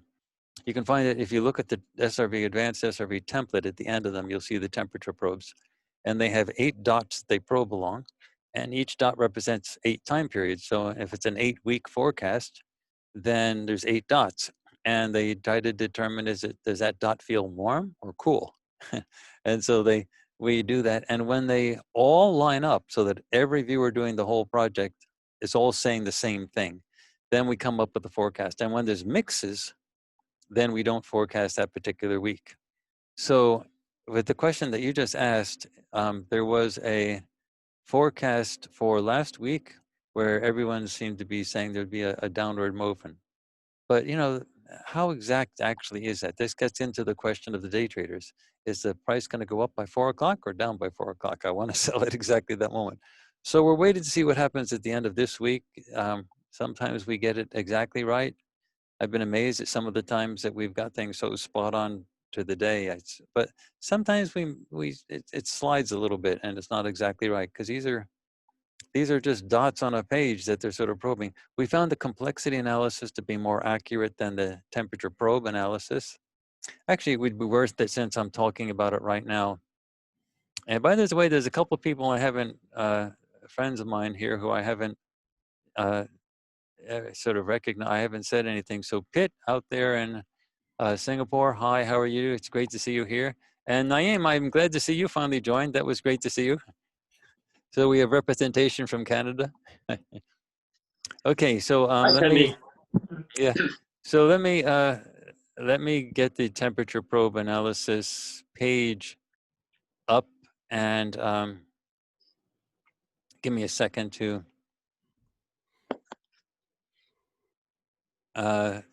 actually the scales. There's a good one, temperature timeline. Okay, so let me, Daz, I'm going to share my screen again. Is that okay? Yeah, go ahead. Yep. Okay, does everybody see that? Yes. And again, these things are up on the SRV, advanced SRV, or the SRV area of our website. So you see those 8 dots going down? That's a timeline going down. And each dot represents a time period. And in our economic 2-month forecast, we deal with 8 weeks. And they just probe those things, and whether it feels hot or cold. Now, we are dealing with a situation that we understand to be correct. Not everybody may agree with it, but that we have multiple timelines. So there is no such thing as one future. So we get a sample of the futures by having multiple remote viewers do things, and we look for averages. So this is a part of the generalization of quantum mechanics. So there is no such thing as a single future time point. So even if all the remote viewers are perfectly accurate, you're still going to get a mix of people doing different things. But when all of these time points move in one direction or the other, meaning people draw lines from each dot, they draw a line to the right or to the left, how far it is. So you have 8 lines going off the sides from those dots. And when all 3, 4, 5 viewers have the lines going in the same direction for a particular week, then we say, okay, there's probably a current in the timelines that's pretty strong that suggests that the prices will go in that direction. Now, that doesn't guarantee that the prices are going to go in that direction. In the case of sort of an infinite number of timelines, we have a very small sample size. So it is determined by how many sessions were done. So if you're dealing with 3 to 5 sessions, that's a very small sample size. So you're not dealing with a normal distribution. I mean, at very best, you're dealing with a T distribution, but even then it's a very small sample size. So the potential for error in estimating the direction of the timelines for any particular week is very significant. Nonetheless, good enough for government work type of thing. On average, you're going to get something that's probably correct. That's correct, most of the time. And that's what we tend to get. We get to be correct most of the time, and sometimes we just get it off. So last week we had a prediction that the prices would go down, and I'm still waiting to see what will happen this week. It doesn't end till the 26th. So, we had an estimate of 5 viewers, I think. But that's a small sample size when you're considering an infinite number of timelines.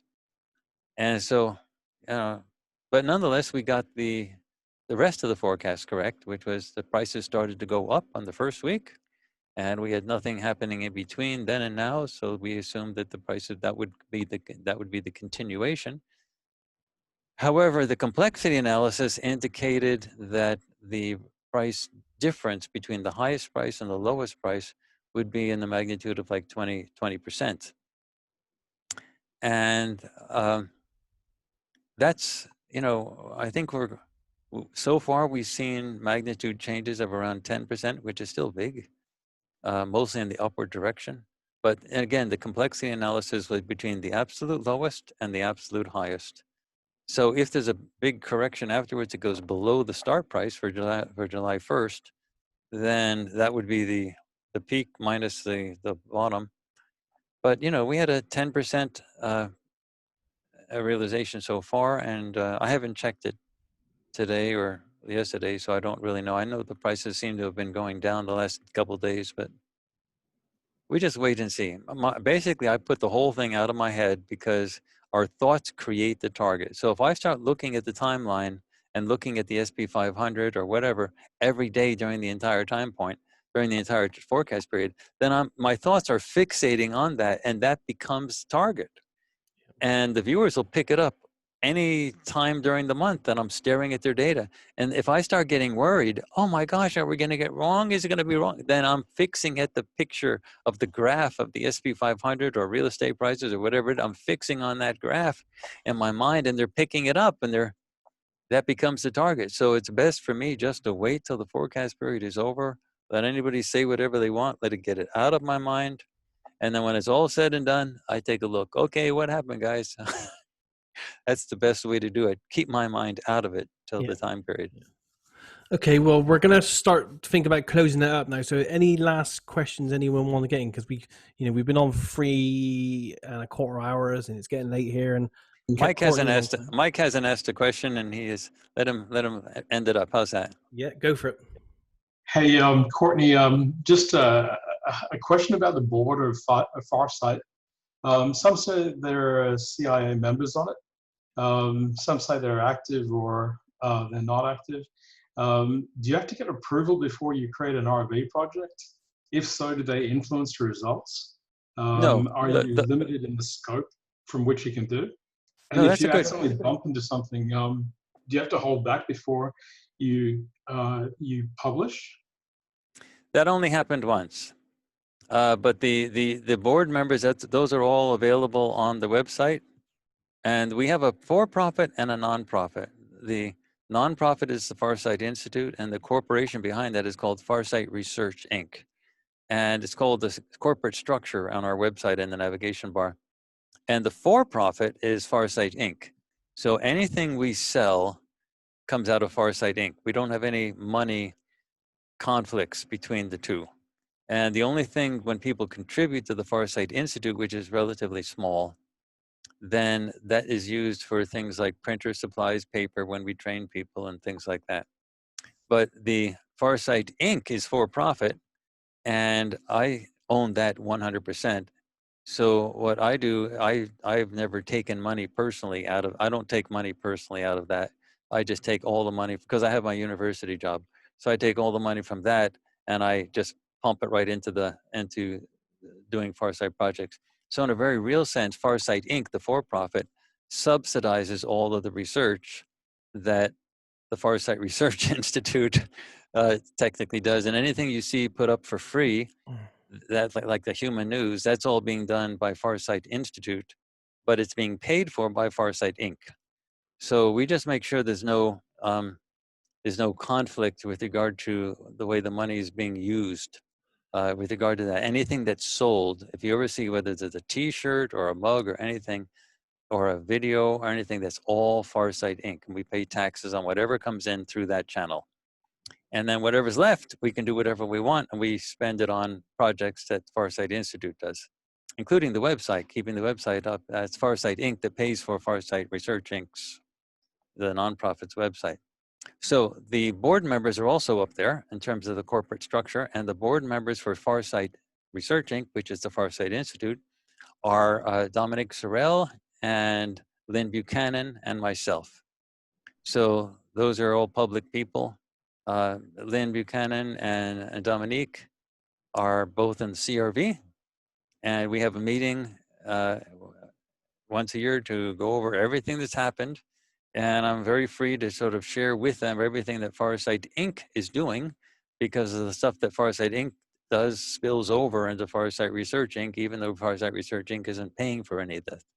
So all of the viewers' costs, all of the paying the viewers and things like that, none of that has ever come out of Farsight Research Inc., the nonprofit.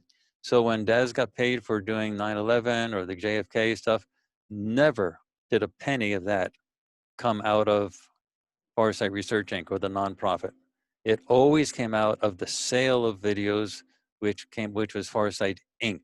Okay, so but there are no CIA members, but there is Dominique, and she's sort of very active in the CRV community. And there's Lynn Buchanan, who is a former DIA, but everyone here knows Lynn Buchanan. So those are the people on the board, plus myself. And we go through it, and I give them a complete complete listing of how every dollar was spent. And our total budget for Farsight Research Inc., which is the Farsight Institute, typically has run around $5,000 a year. And that's probably down to around $2,000 a year now for Farsight Research Inc., the nonprofit.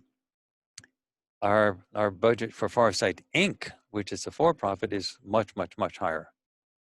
So they don't have anything to do with that other than me telling them. Everybody's pretty happy with that because I don't take any of the money from myself. See, if I took any of the money from myself, then I wouldn't have it the whole goal of Farsight, whether it's the nonprofit or the for-profit, is to change the planet. If I took any money from myself, I got to pay taxes on that. And then I'm not using it for what I want to do in the first place, which is to get remote viewing accepted by the mainstream. So since I have a university job, I don't have to worry about paying my mortgage. I don't have to worry about, buying groceries and things like that. So I just take everything that we've got and I buy everything that we're using, that you're seeing when you're seeing us using the learning glass, the glass that we're writing on now rather than whiteboards, whether it's the studio that we're renting, whether it's the green screen stuff that we're putting in, all that stuff, the viewers' salaries, that actually they don't get salaries. They're all what they call 1099s. They're all contract workers, independent contract workers, and like Uber drivers or Lyft drivers. So, you know, everybody's, that's where all the money goes. And the only thing I'm careful about monetarily is at the end of every year, I have to pay corporate taxes on any money that's still in the bank. So if everyone's wondered how come we have all money to do this stuff, I frantically try to spend everything by the end of the year. Because if there's any money left, I got to pay Uncle Sam that money. I got to pay taxes. I don't want to do that. So we very rarely pay much on federal income taxes for the corporation because we don't have any money by December 31st. I'm bankrupt. And then we try to, so it's January and February are usually sort of pinched months for us. I have barely enough to go by because I'm waiting for the money to flow in again because I bet to, but we have stuff that we buy, all the equipment and stuff like that, anything extra. And let me tell you, some of the viewers are pretty ticked off sometimes because they see a new purchase of a new thing and say, what? You could have given us a raise. And I say, well, yeah, but you have to think of the long term. The long term, I got groceries now. I have groceries to pay. And so there's a little bit of a struggle along those lines. I mean, they get paid fine, but when they sometimes have to wrap their head around, it takes them a while before, for example, when we had this light board, it cost $6,000. And so, I mean, that's an optical piece of glass that's 63 inches by 45. I mean, it's huge. An optical piece of glass that's got no iron in it. It's got LED lights all around the edges that shine into the glass. It's properly mounted. It's properly framed. It's shipped all. It's got a table underneath it that has a motor that goes up and down. I mean, it's not cheap, this stuff. So what happens is when they see that, they initially say, what? And then after they see themselves on video with that stuff, they say, wow, that was great. So anyway, that's the struggle that we have. But yeah, I don't think we have any CIA members. I don't think Lynn's ever been in the CIA or Dominic With all the Sorrell. projects you've run, what's the overall accuracy rate? Are you getting like 60%, 70? Well, I think we're way higher than that. In terms of what particular thing, our mysteries things is going to be a judgment call. People are going to have to decide for themselves. In terms of the verifiable targets that are the basis for all the stuff, we don't let any stuff out that the verifiable targets aren't correct. So the verifiable parts of our economic forecast are 100% correct, because if they don't get that right, I send it back to them and they got to redo it. And they don't like to redo it. So they try really hard to get it done. The last thing they want to hear is me saying with an email, could you redo this? It really doesn't look like the verifiable target by the base target. So, you know, all of those base targets are correct, or we simply don't accept it. With regard to all of our mysteries projects, the essential verifiable elements have to be correct, or we don't include it. So with the 9/11 stuff, for example, with Dick and Daz, they had to get the Twin Towers. I mean, we knew that the Twin Towers were there. We knew it was New York City, and we knew they came down. They had to get that. That had to be right. So what's the percentage for that? I call that 100% because they got the city, they got the water around it, they got the Twin Towers, and they got the fire and the collapse and everything. So I call that 100% for that thing. On the other hand, there were unverifiable elements to that. For example, in Daz's work, he found in the middle of the night prior, I think this is with regard to the building 7, but it may have been with regard to the other buildings, but I think it was building 7. One of the targets dealt with building 7. He got people showing up in vans, unmarked vans, in the middle of the night, like 3, 4 in the morning, going in and lacing the building with explosive charges up and down from the bottom to the top. Daz, you remember that? Okay, now, is that verifiable? No. But they did describe the building 7 building very nicely. And they did describe the collapse and the explosion of the building 7. That was verifiable. So is the thing about the showing up in the vans and the very clear placing of the explosions of explosive charges along the beams going up and down, is that verifiable? No, so we can't really judge that. So I can't give you a percentage for that. But the verifiable components are 100% correct. Otherwise, we wouldn't have published it. Great answer. Thanks. It's a good question. Thanks everyone for turning up tonight. There's been some great questions, and thanks Courtney for giving us all this time. It's been great hearing you answer them. I want to say thank you so much for inviting me. I didn't even know this group met, and I'm so grateful to see that, wow, this is really great that everybody's here. And I also want to thank everybody again for being a little patient with me when I had the misunderstanding with time and I showed up half hour late. So thanks for hanging in there with me. And Daz, thanks for bringing me along. Yeah, it's been great. And, we'll make the video available to the Facebook group, and then a week later we'll make it public on YouTube. So what I'll get from you, Courtney, is if I can get all your links to all your websites and projects and stuff, I can add that to the video as well in the description. Great, I'll send it to you in an email. I'd like to say draft Courtney 2020. Actually, I'm so disillusioned with how politics works. I don't hold any hope for any politician. I really think that what we're doing here with remote viewing, all of you are doing here with remote viewing, is in the end run going to be way more important than anything any politician does. Any politician who wins any election is going to have to deal with the infrastructure of the political establishment, which is hopelessly corrupt. And it's going to be that way election after election after election. So anything that's said during a campaign doesn't really translate into anything that's actually done after the campaign. So if you think about what you guys are doing, you're actually entering new information into the public realm. And this includes everything that you're doing on all of the venues, including Reddit that I've just been learning, discovering more how big the remote viewing group is that Grin's working with and Reddit. All of this stuff is, they're close to 20,000 people. They'll be shooting up to 30 soon. So all of this is fundamental for changing that thing that Burl was talking about earlier, the critical mass. And if you guys weren't doing this, then what hope does the species have ever? So it's not going to be one person or one group that does it. It's got to be the accumulation of a lot of people doing a lot of different things.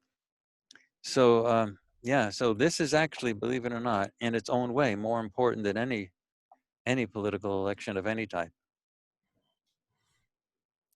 Thanks for that. Hey, Courtney, keep up the good work. Thank you, everybody. Thank you, Courtney. Thanks everyone for coming along again. As I said, we'll post a video online so you can review it. So thanks for turning up and asking questions. And again, thank you to our guests. It's been a really great evening once again. Thanks everybody. Take care, okay? Thanks, Daz, for organizing this. Take care, everyone. Yeah, thanks, Courtney. Thank you very much, Courtney, for that. Thanks, Daz, for inviting me. It's been really a lot of fun. Yeah, it has. Yeah, great questions and great answers. A very lively group. Everybody's so interested in. Yeah, we've done quite a few of these now. It started off during lockdown because no one could get out, and it's expanding from there. And I will probably continue doing them at least once a month, and have a different person on. And we have all kinds of debates, so it's all good. Yeah, it's great. Yeah. So Daz, I'll just the only links I have is farsight.org and Farsight Prime. I have that anyway, so I'll just send them straight to that. Or those two links are the only real things because they cover all of our projects and everything. Once they go to those two projects, everything's organized. All right, I'll do it. I'll add all that to the description. And I'll send you what I post up and stuff so you can access it. Super, that sounds great. Thanks very much. Take care and have a good weekend. Take care, everybody. Okay, bye now. Bye, everyone. Bye.